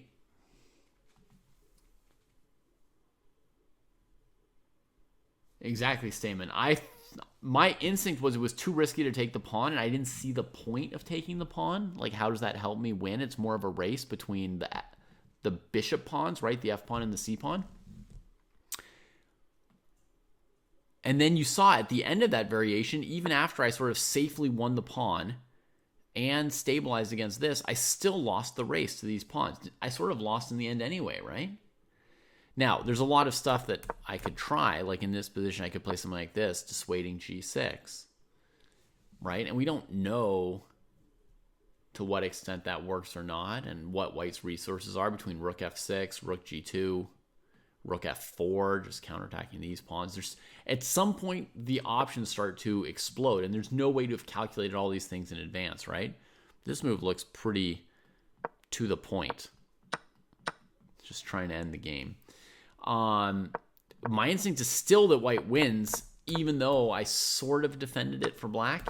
And so, as you say, the risk is super high. But that's what was implied by rook d3, right? In this position, Leviathan could have played rook f8, c5, king c7, something like that, right? But went rook d3, intimating, like, I want to take this pawn. And white said, I'm not defending it. No rook b3, no a4. Just said, I don't believe you. Here comes the f-pawn. And then gets behind it. Notice rook f1 is a less good way to get behind it here, probably because of rook f5, back rank tactic. So white executes correctly, I think. They also had this interesting move g4, but then h5 might spoil all their prospects on this side of the board, right? h3, there's rook takes h3 check, so you can't just keep your structure. If you take and black takes, well, that's just rank, those h-pawns. So this looks like h5 probably busts g4, which is, white would love to play g4 and get rid of back rank mates, right? And g4 has to be played eventually, but this was the right move order, rook f2. So now Leviathan has to justify, why did I play rook d3, right? What do we do next? c5, grab. h5 I think is the wrong idea, but I could imagine it being on someone's list of moves to look at, kind of cutting off the f-pawn from g4. To me, it's going to be wrong because white's going to take the file next to the pawn and then be able to push here with the rook ready to come to e5 or e6 and stuff.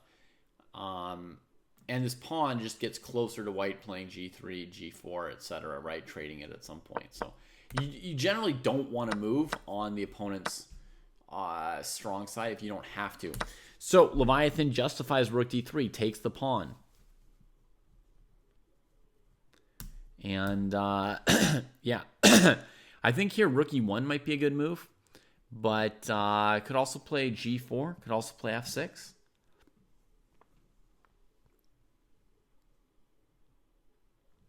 If you go f6, black goes here. And this is a slightly better file than the d file, I think, because you keep white from going to these kind of squares to support the pawn. And if the white rook uses this file, it's closer to the king, and it just can't get in to help from there. So I think the e file is somewhat good. So rook e1 is a consideration, but white went for g4. Totally reasonable. Now against h5, the idea would be just to play g5, right? Oh, wow. Leviathans played something quickly. What did they come up with? They took the e-file. Okay, so they grabbed the pawn and they came back. And now white has to say time matters more than quantity. It's famously the case in queen endings. But a rook ending like this, man, who knows? I do too, no vest for the jury. Bishop versus knight endgames are the first chess endgame that I ever appreciated. Back when I would lose rook and 7 against rook and 4 and other such endgames, the only endgame that I could play was the only endgame that I enjoyed, and it was endgames with bishop versus knight or knight versus bishop, and I have some kind of a positional advantage. We wasn't Far Eastern. We missed it. Your hope is secured. F6. Wow, plowing ahead with that pawn.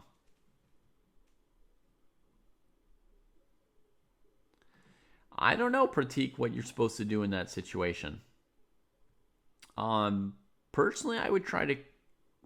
My first guess is I would try to comfort him, but without actually being in that seat, I can't say for sure.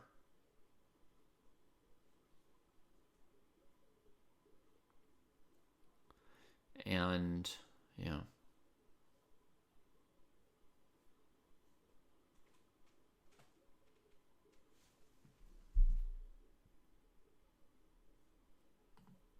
This battle here ongoing. Outside pass pawn looking good. Let's see how it happened.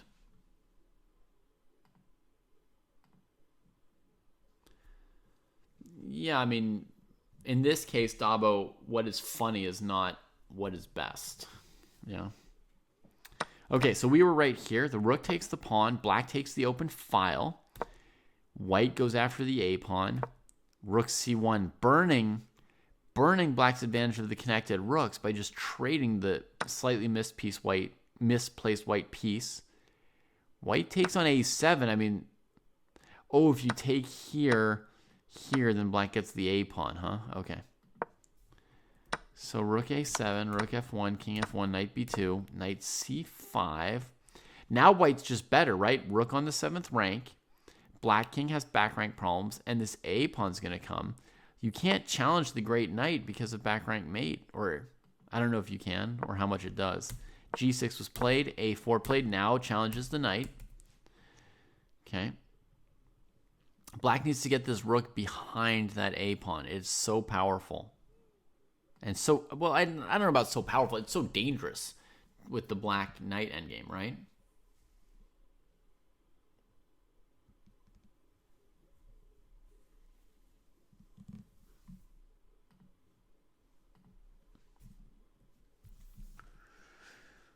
Okay. So if this knight has to move, Black will get rook c1 to a1 with some real defense coming.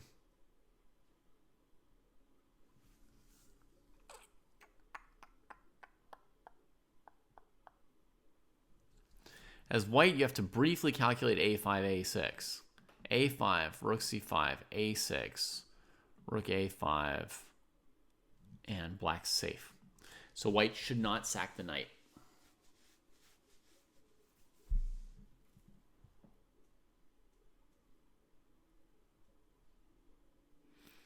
Now, even with the knight kicked, the knight's going to go to somewhere like e4 or d7. I think e4 looks slightly preferable. Yeah, e4 looks strongest. Black can go check here, a5. Knight c4, a6. They can't quite get it. Maybe knight e4, there's rook c4. Drawing on the spot. That's unfortunate from White's perspective. Knight e4, rook c4 is just an immediate draw.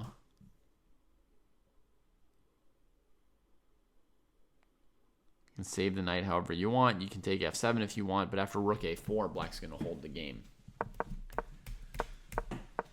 So if White wants to keep pressing, I feel like knight d7 might be the best choice. Knight b7 looks super clever as well, but maybe not, right? Here, check. Here, and you have to save the knight. Now it's not coordinating with a rook, so it's not particularly good here. And Black can keep chasing it around. Nothing special for White. So yeah, knight b3 is playable as well, like Host is saying, just staying near the a-pawn, fighting over this area of the board. It stops rook c1, but I imagine that rook c3 is sufficient for Black to still hold the game. So, I don't know, knight d7, knight b3.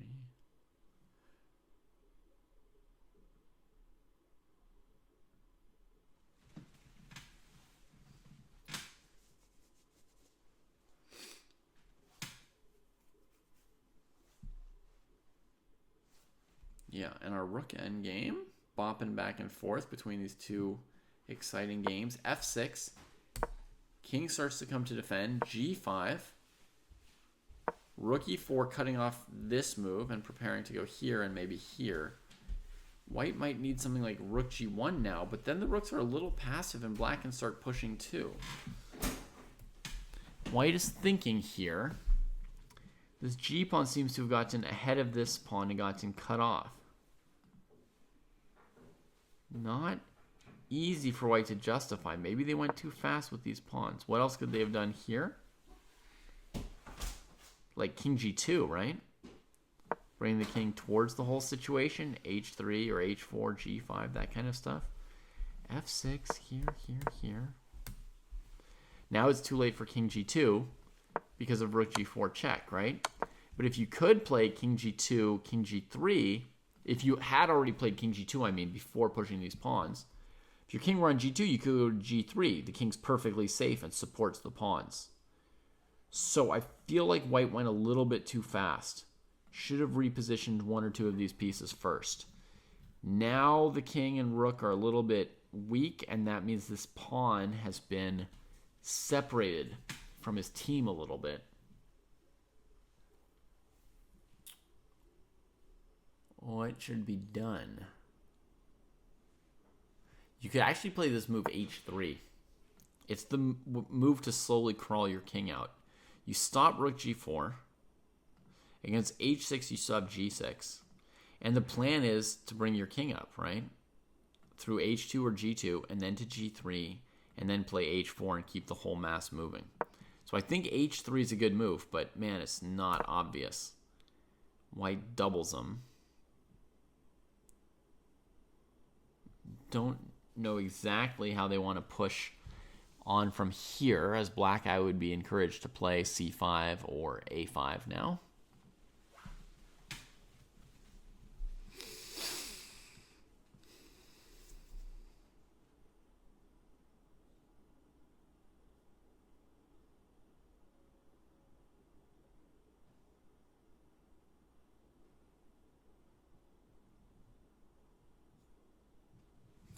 Yeah, rook g1 is just like it makes sense, but then what are we doing next, right? Like, are we playing rook g3, king g2, and even then what, right?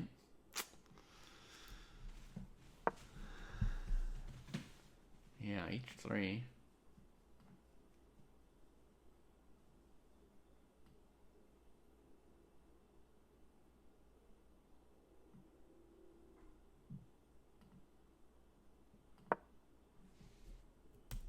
Ouch, Richard, ouch. Did you develop your pieces? Or did you hang something?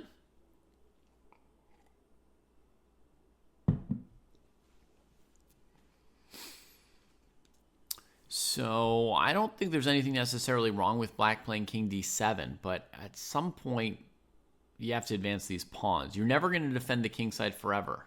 Does that make sense? No matter how actively you place your pieces, barring like white blundering one of their pawns, you're not going to defend the king side forever as black. So what you need to do is advance your pawns, right? The best you can say is, oh, white got sort of slowed down. They can't play g6. They can't play h4. So while they're kind of slow for a moment, we're not going to go and like beat white on the king side, right? With one pawn against three. But we're going to expand this pawn at least to a4, right? Then b5. Then we're ready to play a3, b4. And then the clock's ticking on white, you know? Then the clock's ticking on white. You hung a pawn on g7 and then the position got bad, huh? c5, yeah. That was my first instinct. Now I think a5 might have been a little bit better. I can't even say why, so c5, fine. Okay, I can say why. You guys want to see why? Why a5's better? There's actually two reasons. It's kind of instructive. So if you play a5 and a4, the rook maintains more scope than if you play c5 and c4, bumping into the rook's vision. That's one reason. The other reason is that if at some point some rooks start trading, this pawn is just further away from the king. So there are situations where white just won't be able to make a certain trade and won't be able to get over to it. So it's better to be further away from here. Kind of basic for a lot of endgames. Earlier, there were a lot of positions where I wanted to play c5 for black. And that was because the king was on b8. So c5 is racing white and letting my king come towards the center to attack white's pawns and support mine. And so bringing the king to d6 very efficiently was so good that I was looking at c5. Okay. But now that a tempo's been spent on king c8, I would favor a5.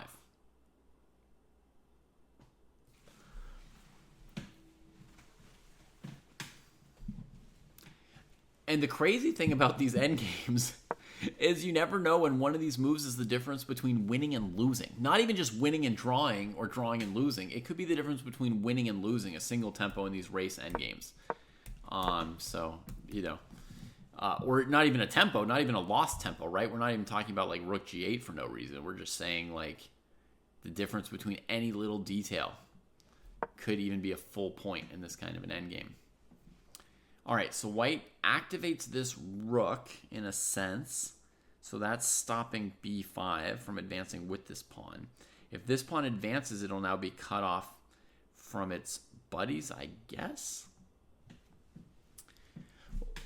Turn around, Dabo. It's never been clear to me who was better. But I think that it was very risky / likely wrong when black took this pawn.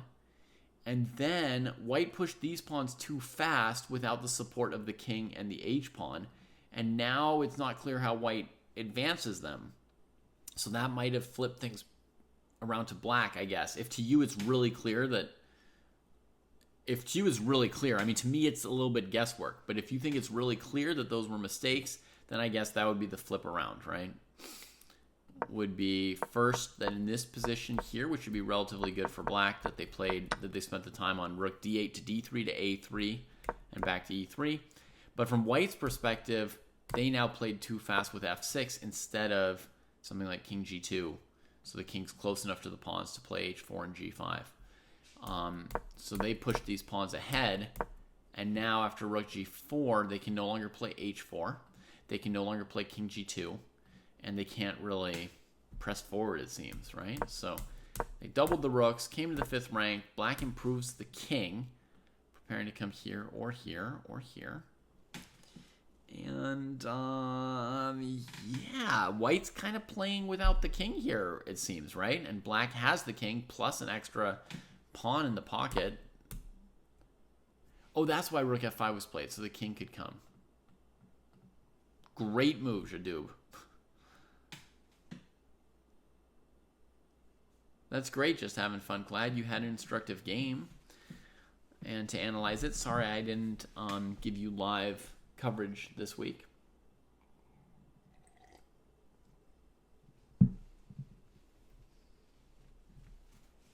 Hopefully, maybe next time I can or will.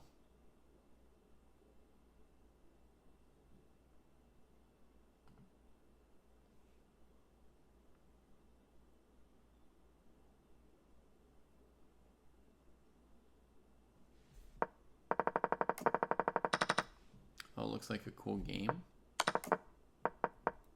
Oh, very interesting. Very interesting game. Love it. I think black maybe had a chance to take on b3 early in the endgame, no?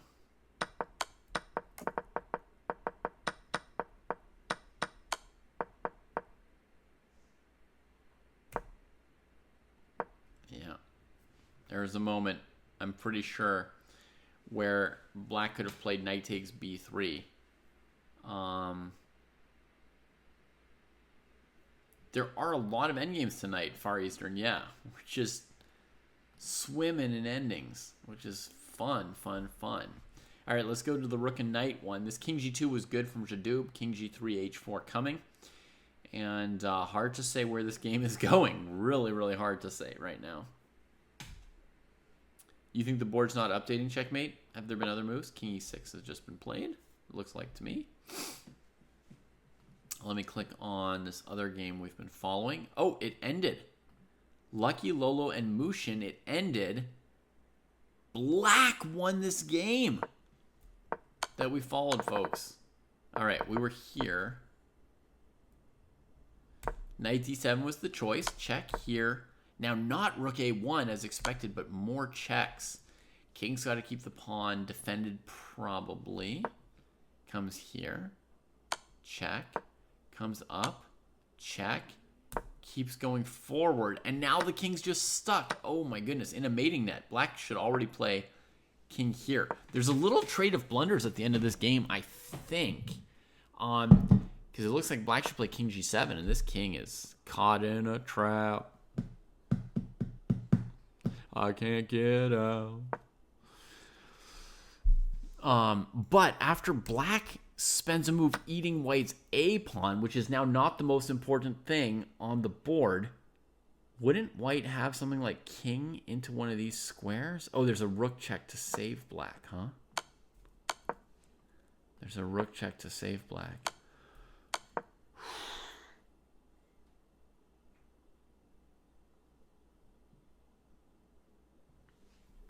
Okay. Still, this move's a mistake, right? Because king g7 would have been mate.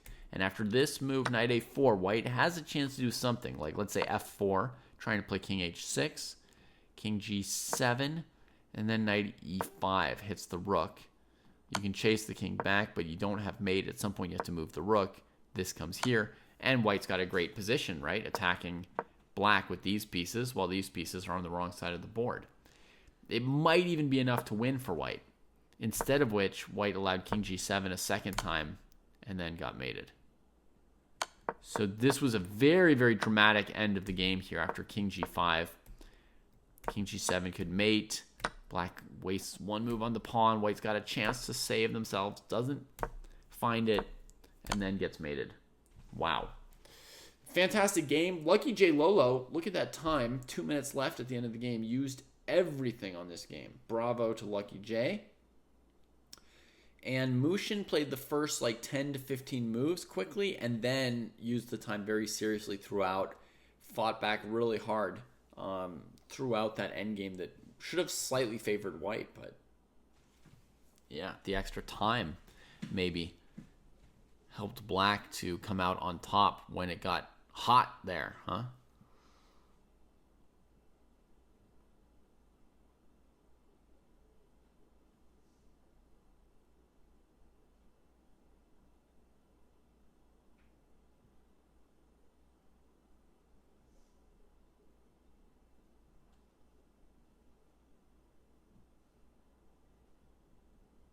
Yeah.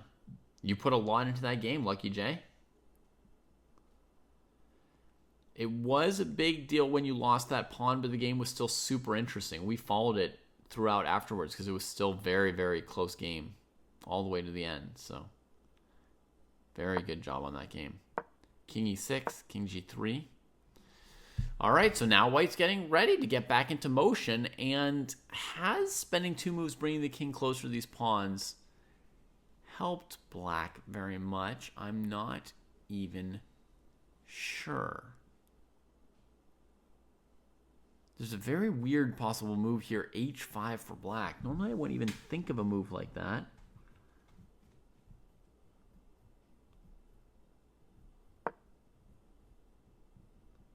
Ah, the king comes here to stop the h-pawn. Okay. Big investment in time from Leviathan, but they're saying, yes, this is a big deal to get the king over here. Dojo members are hard to beat, Lucky J, but half the time they lose. They're tough to beat, but it does happen half the time.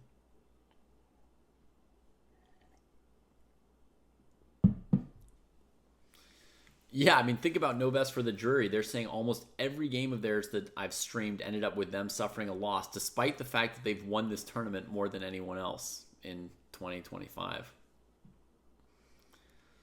So, yeah. The luck of the look.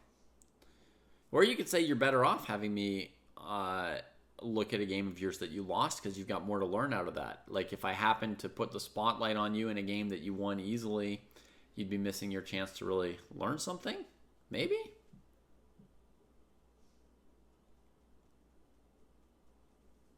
Who knows? So. You can, Varun. Go ahead and join if you want to. Here's the link.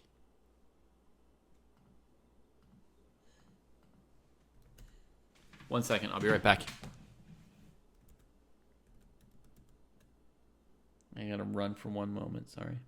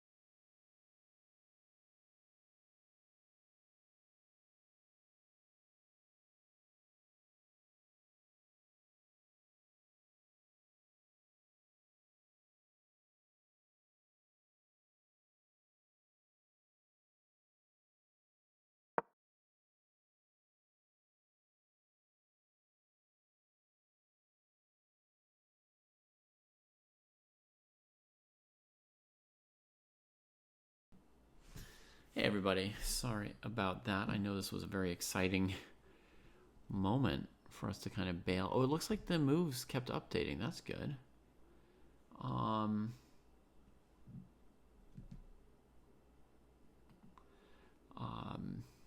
Yeah, just had a little emergency here at home. Let me catch up with you guys. So we saw the king come to f7, h4,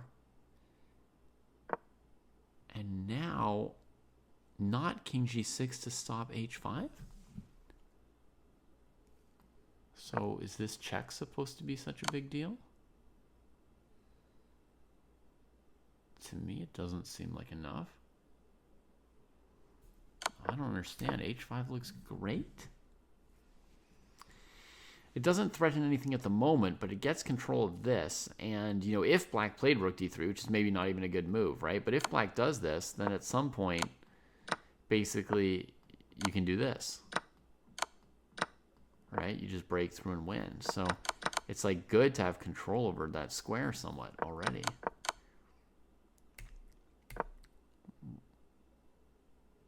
Oh, white did play h5. c4. Rook a1. Rook d7. Interesting. See, here's another point where it would have been better with the a pawn this way, right? And the c pawn back. Rook d7. Okay. Well, Leviathan invested heavily in this theory that the right place for the king would be in front of the opponent's pawns, and it looks like it might be working.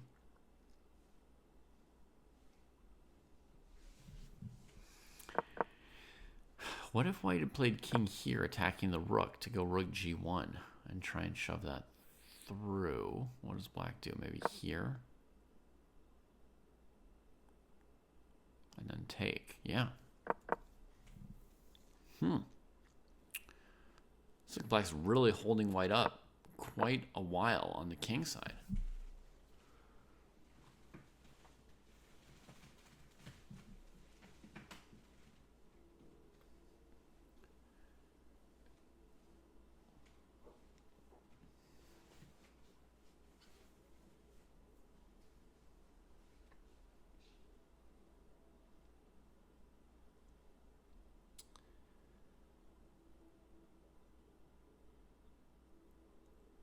So what's next for white?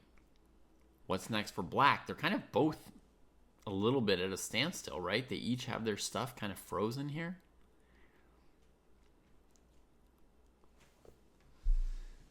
Maybe black could play c3 if it were their turn.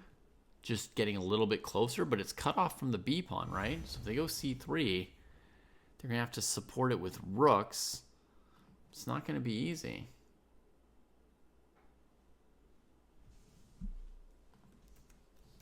Yeah, I think most people probably do BK blunders, struggle with positions like this. It's a heck of a position. It's not easy. Rook a3, look, preventing the one move we were thinking black maybe wanted to play. And if rook here, we have to look at the forcing move first, folks. You just have to, right? Then rook here, tagging that and threatening this, which looks really strong, by the way, rook d7. White might instantly win, by the way, with this move. Might be just winning. So, not rook d3 check for black. Black to move here. a6, no. b5, no. c3, no. Maybe rook c7 now that white doesn't have rook d1. Yeah, maybe rook c7 would do something here. And Foos is suggesting maybe rook b7 and switch this pawn. Have this pawn come running. No, that's for the jury. It wouldn't be wrong to evaluate the black as probably winning, but it's a little bit of guesswork. You have to have some sense of who's faster, maybe, or whose pieces are in better positions as well. Because at first, I thought when black played rook d3 to a3 that it was probably losing to set up 3 pass pawns against 2 because of the time it gave white to advance. So at first, when black had 3 connected passers, my evaluation was that black was probably losing. Now I would say, yeah, unless white has something concrete, we would default towards black's probably eventually winning. But I think that's mostly because black got their king into the game faster than white, more than the fact that there's an a-pawn here. I don't know. Hey, small steps, little goals, huh, Richard? Good work.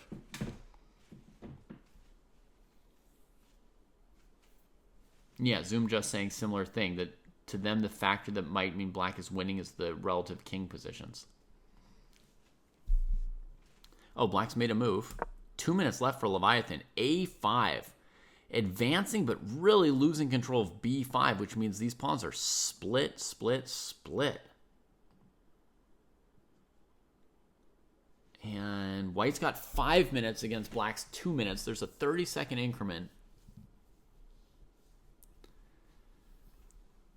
You folks see the level of quality that's possible when the players really think about their moves. It's incredible, right? Rook b5 going after this. That's going to force rook d6, I think. I imagine that's black's plan if they had one. Here's a not good move. Rook b7, rook takes a5. So we can count that move out.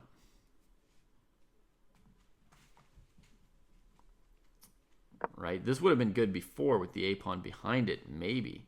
But now rook a5, and it's just sort of a tactical blunder. Unless, you know, unless the tactics end up favoring someone else. I don't know. You tried to think about your move. That's a great strategy, Richard. Yeah.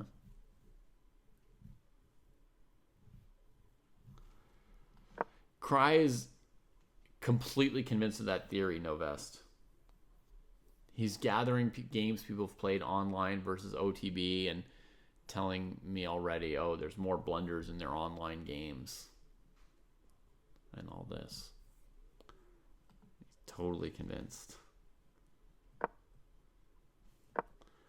Leviathan down to 1.5 minutes.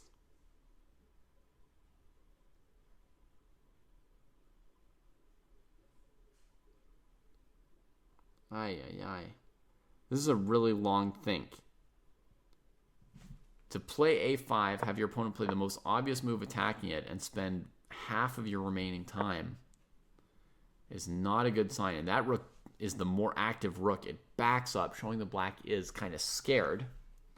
They're basically phantom scared of abandoning the 7th rank and letting this rook land somewhere here. But you've got both open files with your rooks, and the other 3 files are closed by your pawns. So this is correct.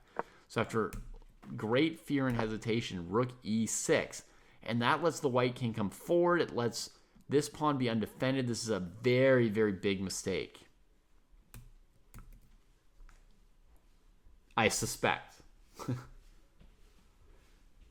Magic Carp, these are to some extent random people and to some extent players in the community, yeah.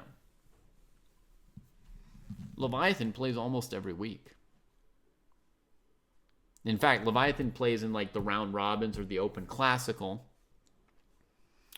and plays in Friday night fights and analyzes the games. Leviathan is on a big chess kick. But this move might cost Leviathan the game. Now there's the threat this king just walks straight to f5. Do you see that? King here, g6.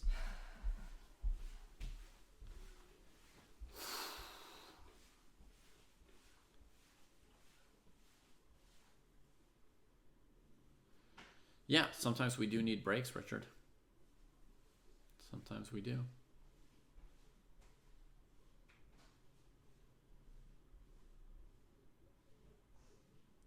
I did look at rook d3 and it wasn't yet good, Stamen, but I 100% agree that if you've got some time, you have to calculate rook d3 every move. Black is getting to that point of time where they don't even have time to calculate it, but look, here comes the white king to f4, and black just lost control big time with that one little retreat. Now, to defend, they need to get super active with this rook, but I don't feel like that's kind of what they're thinking of doing here. They've already showed their fear of moving this rook off of the 2nd rank, but the only way to stop king f5 g6, which wins the game completely, I think, is rook d1. So you can check the king from behind, harass him, and attack these pawns. It's the only way. And if you do it, which black didn't do, then there's rook here, and you probably have to just give that pawn. So it's tough. Let's see what happened with this h6 move, which looks super risky. Okay, if g6, there's king f6. If king f5, there's hg. Could this move be in time? And if so, why has it never been played before? Let's see. Ah, because the rook was always here before. Oh my goodness. Galrev may have outthought me here.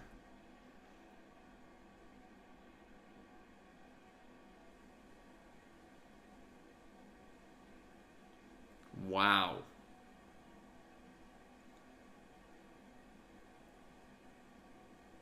Wow.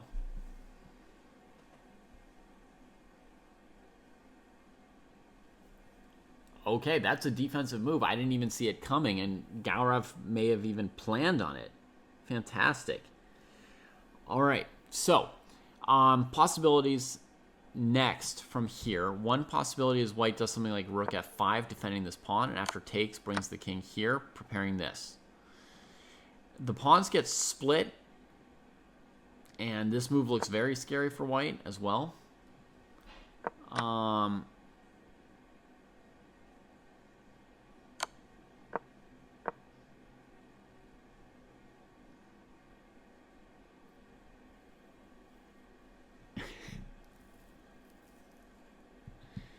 Do you need us to comp you an entry into the round robin, Novest?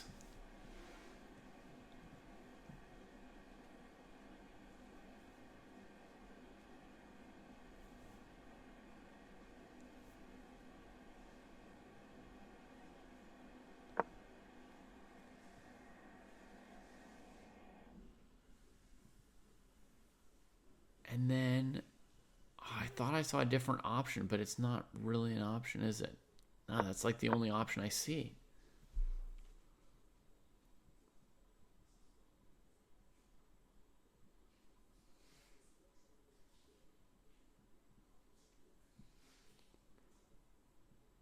Okay.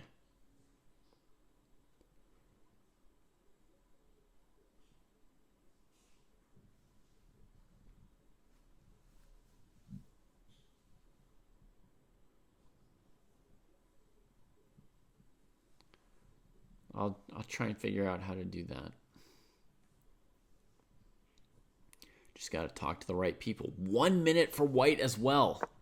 They are equal on time, and white is now behind by a few seconds, but it was 120 to 120 there.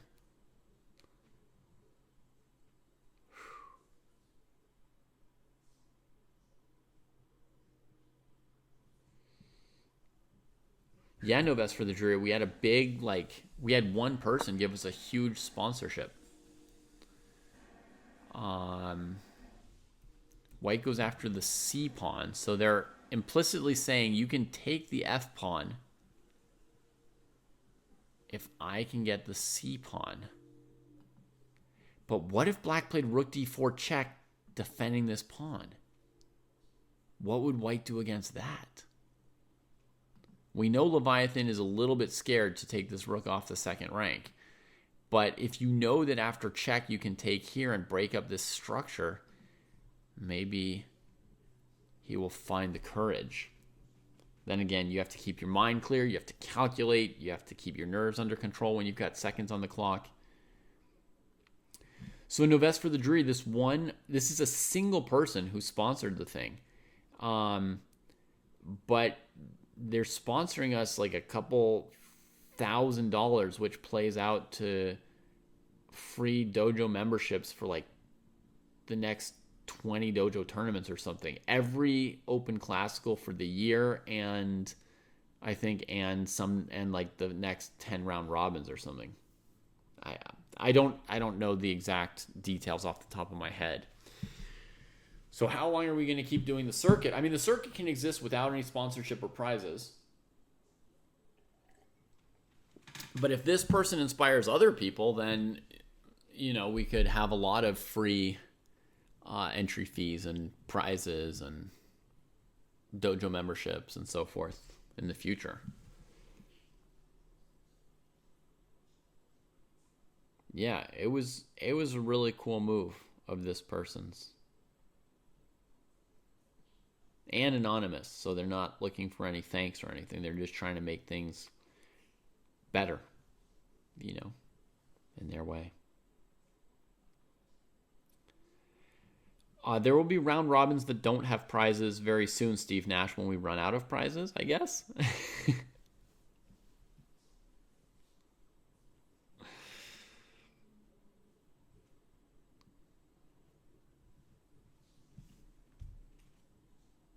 I think we have that no vest for the jury. Like if we go to tournaments, Dojo Liga, leaderboard.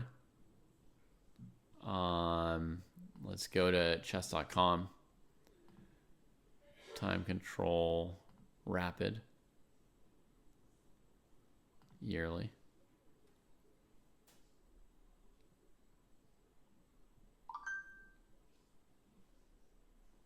There, we've got you on the leaderboard, see?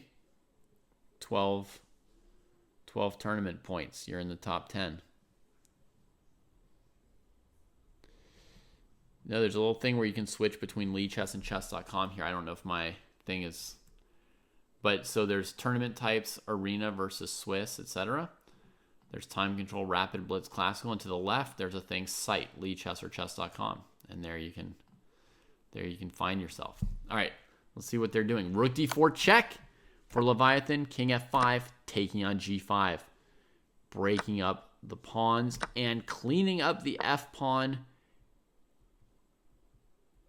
Black, for a moment, can dream about winning this game, but they've got 30 seconds, and it's hard to see what the next move is. A4, B5, every piece is tied up, doing something. I guess this piece should move, right? Because white just released it from defending this pawn. So this rook should go to somewhere like F1 or C6 or something, right? This guy should be redeployed. Rook F4 is playable as well, but this is the piece that needs to move.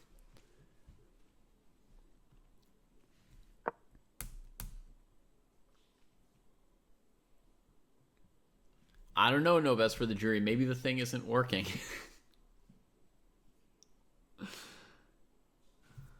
You want me to try and check the standings? We just got this like endgame that's being blitzed out. It's got Blibup and Blunderfest as the top two. They mostly play the Saturday tournaments.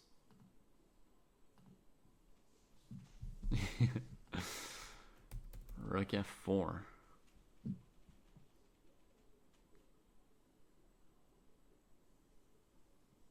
Played with 7 seconds on the clock. My goodness. You know, honestly, Blunderfest wins the Saturday tournament a very fair amount of times. Rook C to E3. The rooks connect. White's got check and H6 and stuff coming. This is madness here. Now everybody's disconnected. These pieces can't move properly. This rook should come down now, I guess. Then it's going to be a perpetual. 9 seconds left. The A pawn goes. Fu says H6 might be awkward for black. Rook E7 also has drawing potential.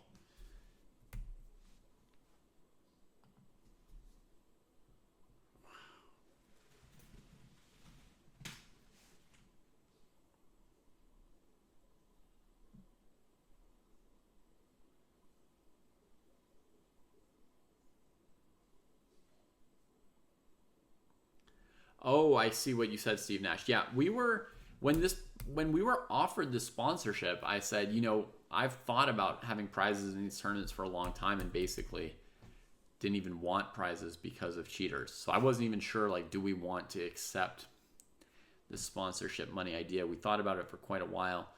And by dividing the prize over 20 tournaments instead of in like 1 or 2 tournaments, we've made the incentive for cheating relatively small, right? And we're going to make the prizes be prizes in kind, right? So Chess Dojo memberships, chess.com memberships, free lessons with Kostya or Jesse, that sort of thing. instead of cash. So hopefully, wow, h6. A very tough move to handle for Leviathan. Jadub putting the pressure on with that h6 move.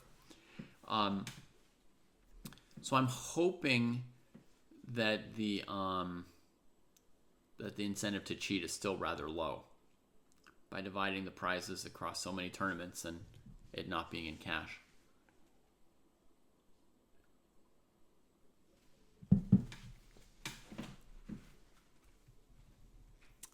Wow, now Jadub feeling the time pressure as well, down under 10 seconds like Leviathan earlier. Does rook h3 work? Maybe. I don't know. Rook goes to a3. This pawn, you can't even play b5. You just drop the pawn. These pawns have just been split so badly by this a5 move long ago. And black's rooks can't move because they've self-forked to this king. Oh, it's just a horror. It's just a horror. This whole position.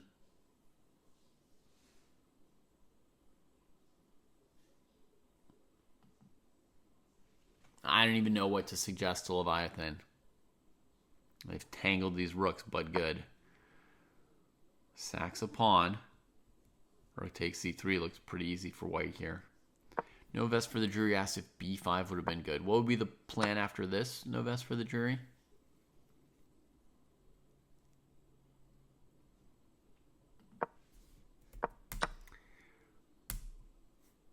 Rook c3. Black just can't reconnect those pawns ever. Right? Ever since a5, those pawns have been helplessly disconnected. Then they've connected the rooks, which ironically wasn't good either, because now neither rook can move away.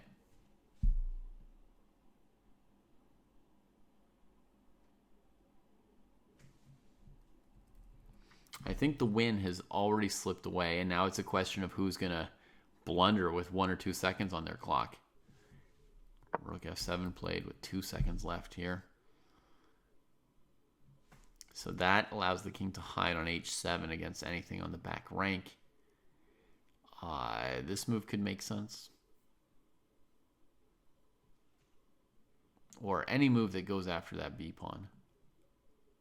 Now black's finally free to move at least one of these pieces a little bit, yeah.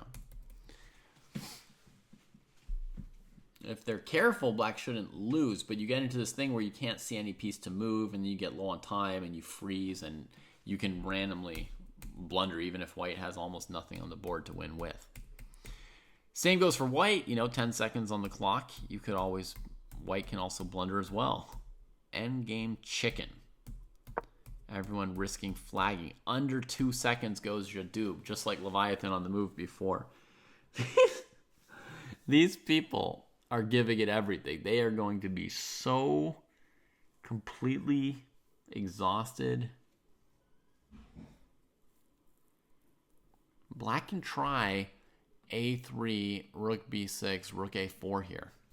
And they're probably going to try a3, yeah, because they tried c3 before. Novest thinks maybe rook b4 was good enough there. Yeah, it might have been, actually, Novest.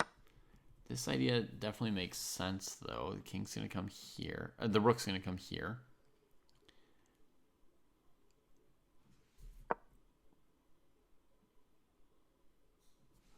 Now, is it enough to just come back and block with one of these rooks?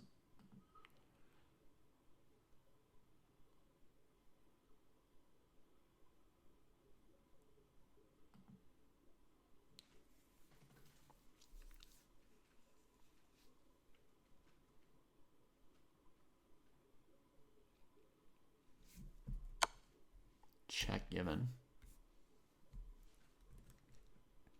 Do you guys know where the quote, Potzer sees a check, Potzer gives a check comes from?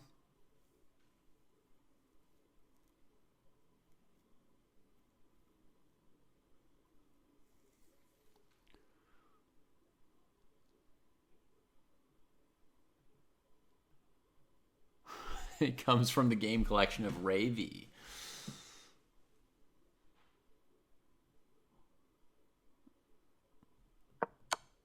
So if white had gone this king g6 move, I guess rook g4 would have been a repetition. King back, rook a4, something like that, maybe. White comes back around to blockade that pawn.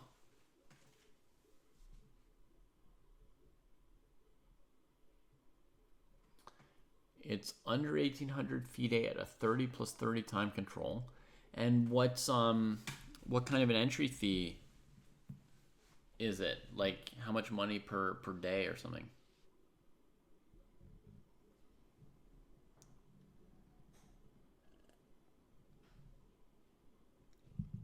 Three games on one Saturday and 3 games on the next Saturday? Seems cool. Okay, so White's rook, one rook is held passive by the power of this pawn. Now, if Black wants to try to win, seems hard, right? You have to start by chasing this king away from the H-pawn. If you come here, then White can just start checking you. So if Black wants to try to win, they have to first check the king off of the H-pawn, then bring the rook down here over protecting this pawn. Then you can keep torturing White. Yeah. About 60 per person. That's a little bit much. No, sorry. These moves haven't been played. It's rook A1 and some thinking going on. Rook A5 check. Beautiful. We might get all the way down to 2 rooks versus 2 rooks. Yep.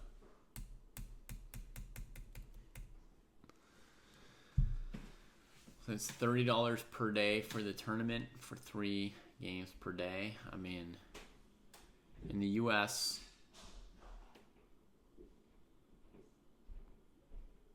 I feel like tournaments nowadays probably do cost that much in the U.S. as well. But to me, it feels like a bit much. When I was running my chess club, I could run like a 2-day tournament without prizes for like maybe $15 for a weekend tournament.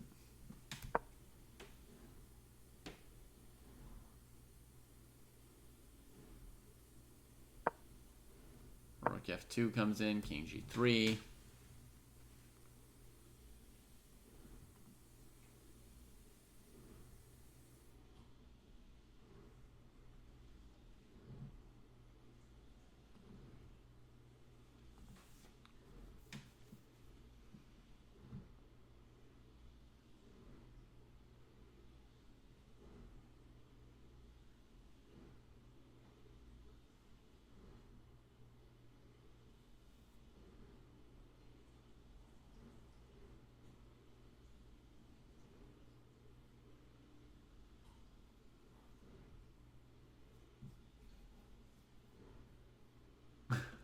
No increment, huh? They don't like digital clocks in Dallas Fort Worth. All right. So it's very important for White to hold the B file, because if the black rook ever got to the B file, then you always have to defend rook B1. So this rook wants to stay here. It also wants to stay here so this king can't take and then come over. So I guess what White wants to do is move their king towards here. And Jadub guesses the same as me.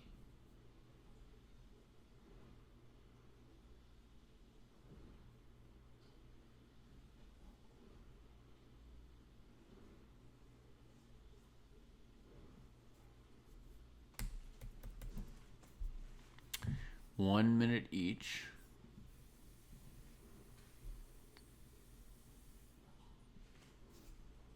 At least they don't have 2 seconds each at this point.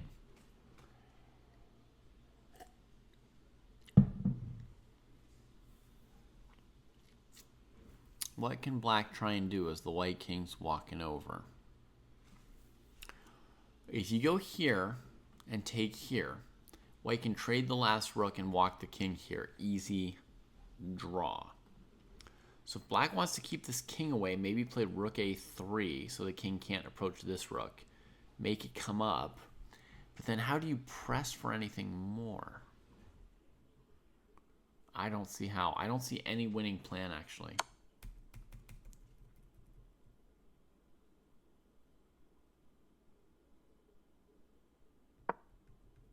Yeah, I don't really see any particular idea to try to win. anymore for either player. Honestly, it now feels draw-ish.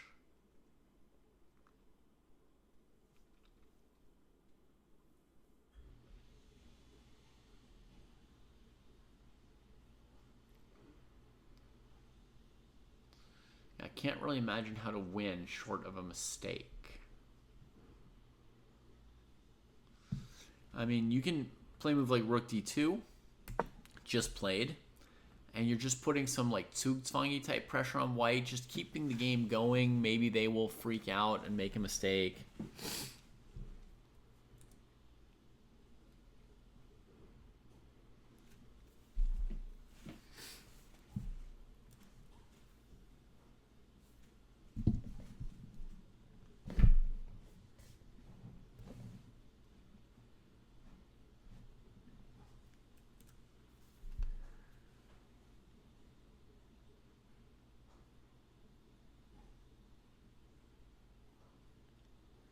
Stressful, huh? Yeah, chess can definitely be stressful.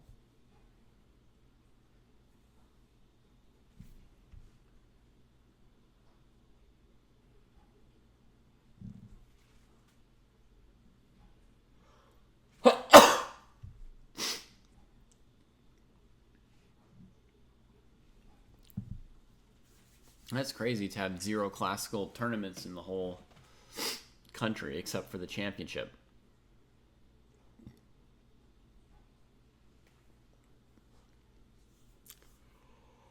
Okay, Rook D2, Rook C1. What? Oh, if black queens, check, and checkmate. Somebody was trying to tell me about that. Black defends Rook C7 and white goes back in. Whew, playing with fire. Rook H2 going after the H pawn. And this is where I think you just head this way with the king.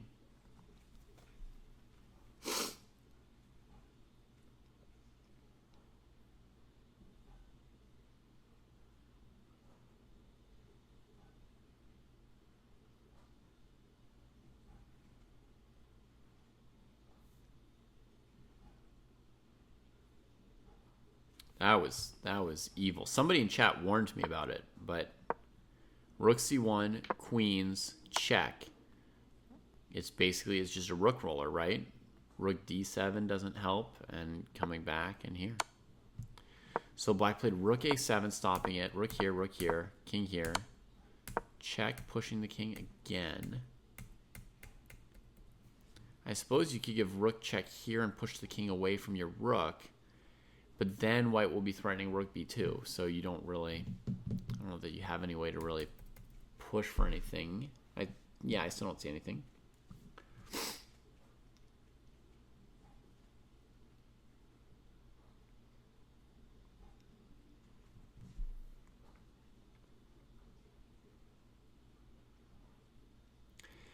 By the way, Far Eastern, I don't think it makes sense to try and push your number 1 player further. It's more important to bring up more other players, right? You can only push the number 1 player so far if the National Federation doesn't have an ecosystem, right? It's like pushing one passed pawn too far away from the others, right?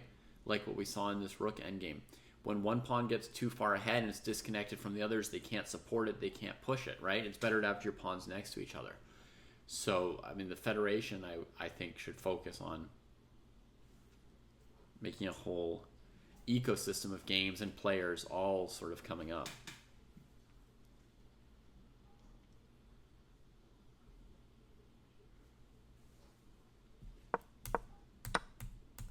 All right. Here we might see the draw, my friends. White could definitely play Rook H6, King H6, Rook A2. Is there anything tricky? No, their number 1 is like 25.85 or something like that. No best for the jury. All right, trades coming in. Should be over, huh?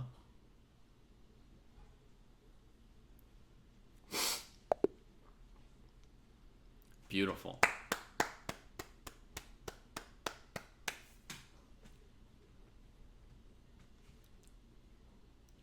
Great game. Our salutations and hats off to the players.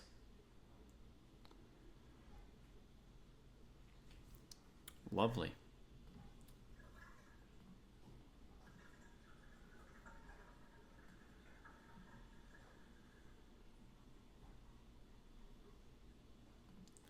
We've got a game right here. Bishop, pair, and rook against bishop, pair, and rook. Equal material. Cool. And another game that's just starting here between Ali D and MPK. But it looks like White's already trying to just end things with knight c7 early on.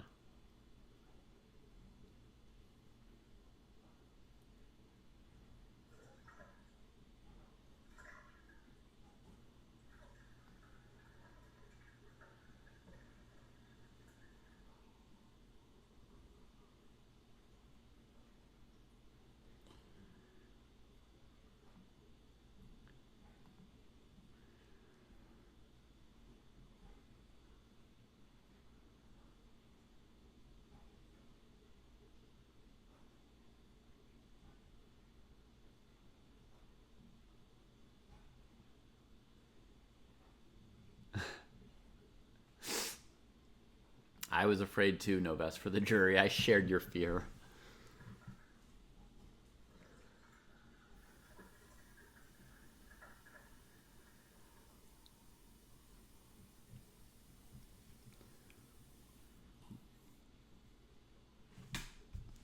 I mean, they don't have great development for White to be already trying to end the game, but maybe they're ending the game.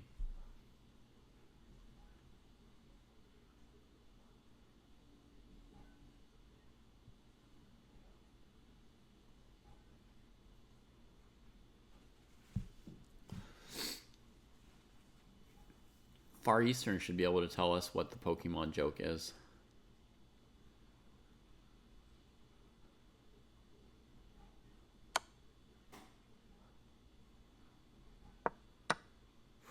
The knight strikes a heavy blow for White. Black gets a pawn for it, but it's more than a pawn. If the knight remains trapped, then we'll be able to get a pawn and a knight for it, and that will be quite interesting. So White should definitely look at the move rook c1 with the idea of extricating. Yeah.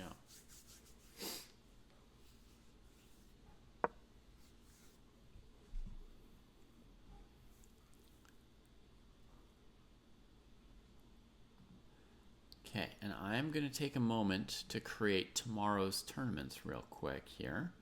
The Saturday Rapids. Create Club Arena. Saturday Rapid under 1300. We'll make it a 3-hour arena instead of a 24-hour arena. And 15.5. Starting Saturday at 9:30.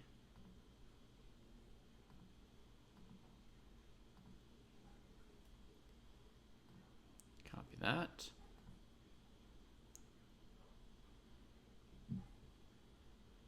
They should have a separate classical time control for sure, no best for the jury. It's very, very clear that they should.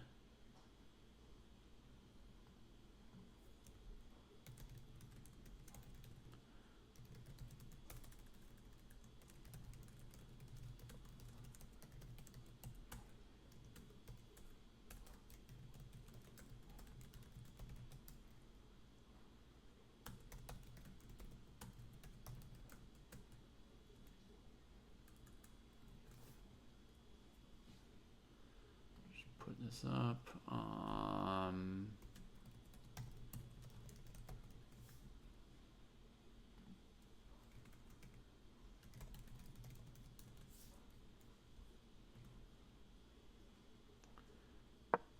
under 1300. Let's make the next one. Oh, White played rook c1. Trying to get that knight out. Good idea. Club Arena. Saturday Rapid 13 to 1700, the second section.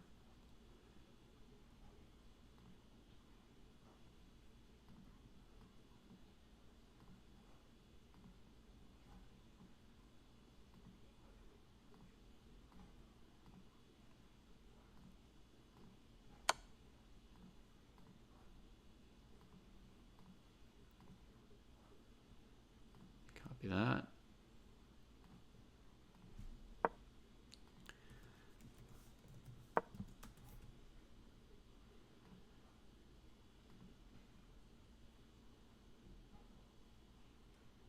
The Saturday Rapid is going to be 15 plus 5.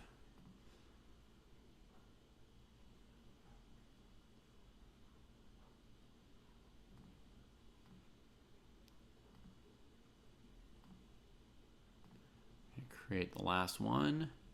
Club Arena. Saturday Rapid 1700 plus. 3 hours long. 15 plus 5 is right. Put on the 29th at 9:32. 5 minimum games. Yeah.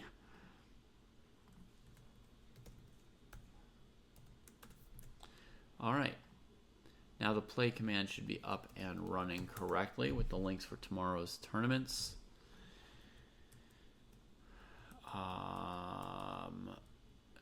And this thing seems to be running okay.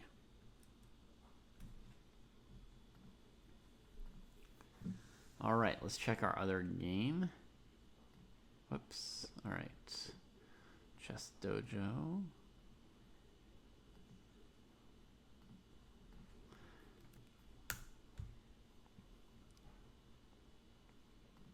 Okay, so we got rook c1,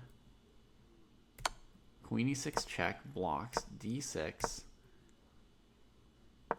The knight could come out, but white tries to play even more aggressively, lining up the queen, looking at queen c7 to win the game. Knight f4, counterattacking for mate. But knight f4 played in 5 seconds has not correctly anticipated queen c7, king e8, queen c8. Check and trading that queen off.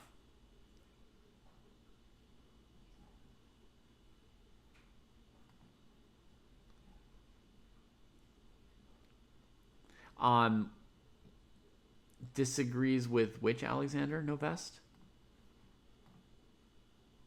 This should be GG right here. White's already up a rook. Now they're going to win the bishop and probably save the knight. Alexander Kotov. Great Soviet player.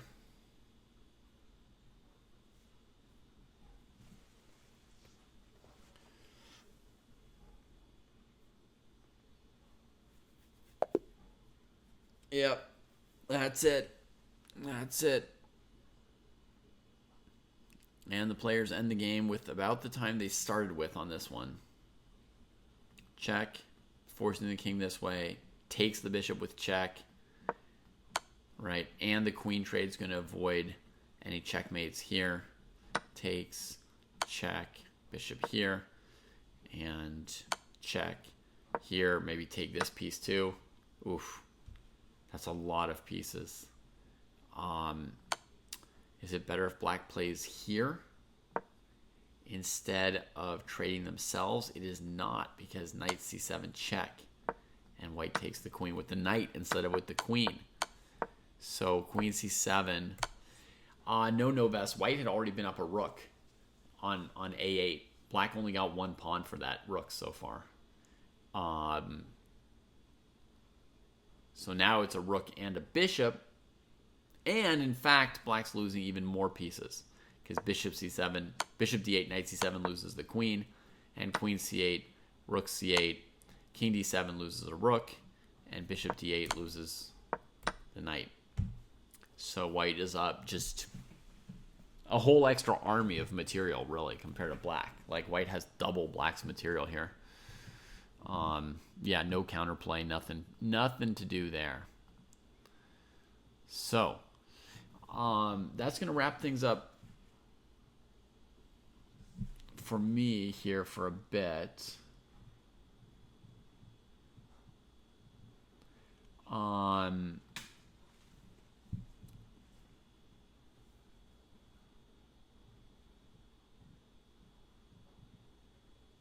Oh yeah, I know what you mean. No best for the jury. Yeah, Potzer sees a check, Potzer gives a check, right? It doesn't mean the Potzer is wrong, by the way. It just means some people are really pumped about giving check. Magikarp spawning a little tactico here. Bishop takes f4 would be a mistake because of check here, here, here, and black recovers a rook. And if the knight is trapped, they might almost get into the game, huh?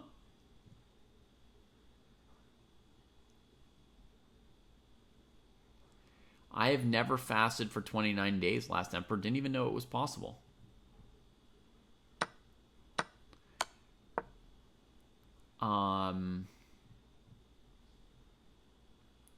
If you've been fasting for 29 days, then you know better than me, right? Far Eastern, luckily, is here for you. Maybe white shouldn't give this check. Maybe they should just take and leave the line blocked like this. Maybe that's clear enough.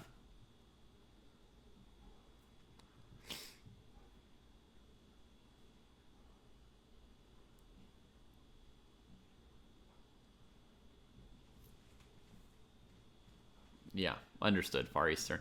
I actually knew that. But yeah, I've never fasted very much. I don't know. And when I did fast, I just was never very hungry while fasting. So I don't have the experience to give any answers here.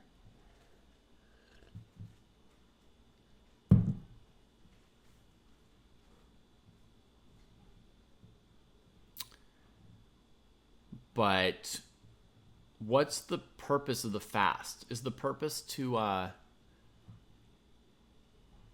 be in a sort of different state or to focus on other things? I would vaguely guess that thinking about your hunger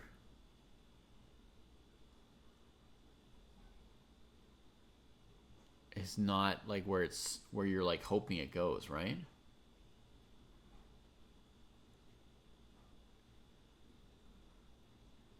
Like setting aside flesh kind of stuff, setting aside eating, maybe you could reflect on God and spirituality or something, maybe.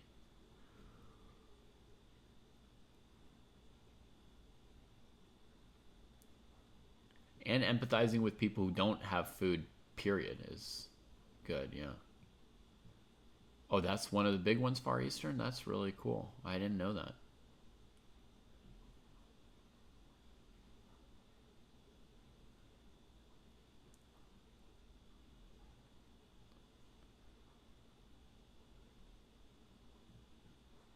Wow.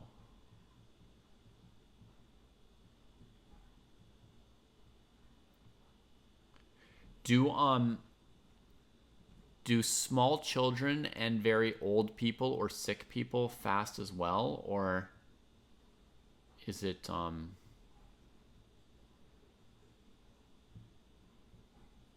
sort of people fast to their ability based on their health?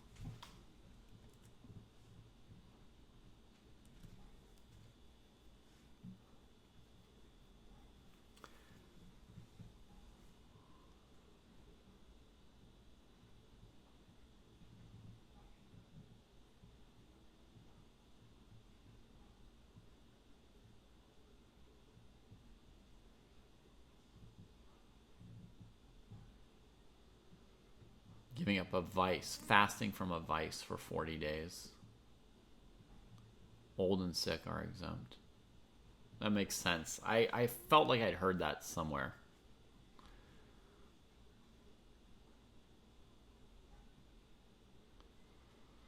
Yeah, I'm about to call it a night as well. Magikarp's pretty late for me here, and I do the Saturday tournament in the mornings, and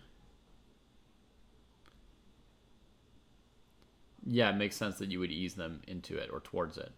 Yeah. You start doing kid versions of everything, including fasting, right? For me, it's still Friday, yeah. Friday night. So, yeah. Well, great games today. Lots of end games. Lots of fun.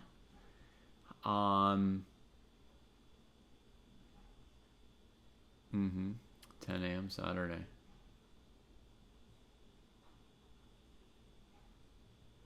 For Far Eastern, it's even going to be later than that in the day, I bet. It's probably already like 2 p.m. for Far Eastern or something like that. Or even 3 p.m. 3 p.m. maybe. All right, folks. It's been lovely spending this time with all of you.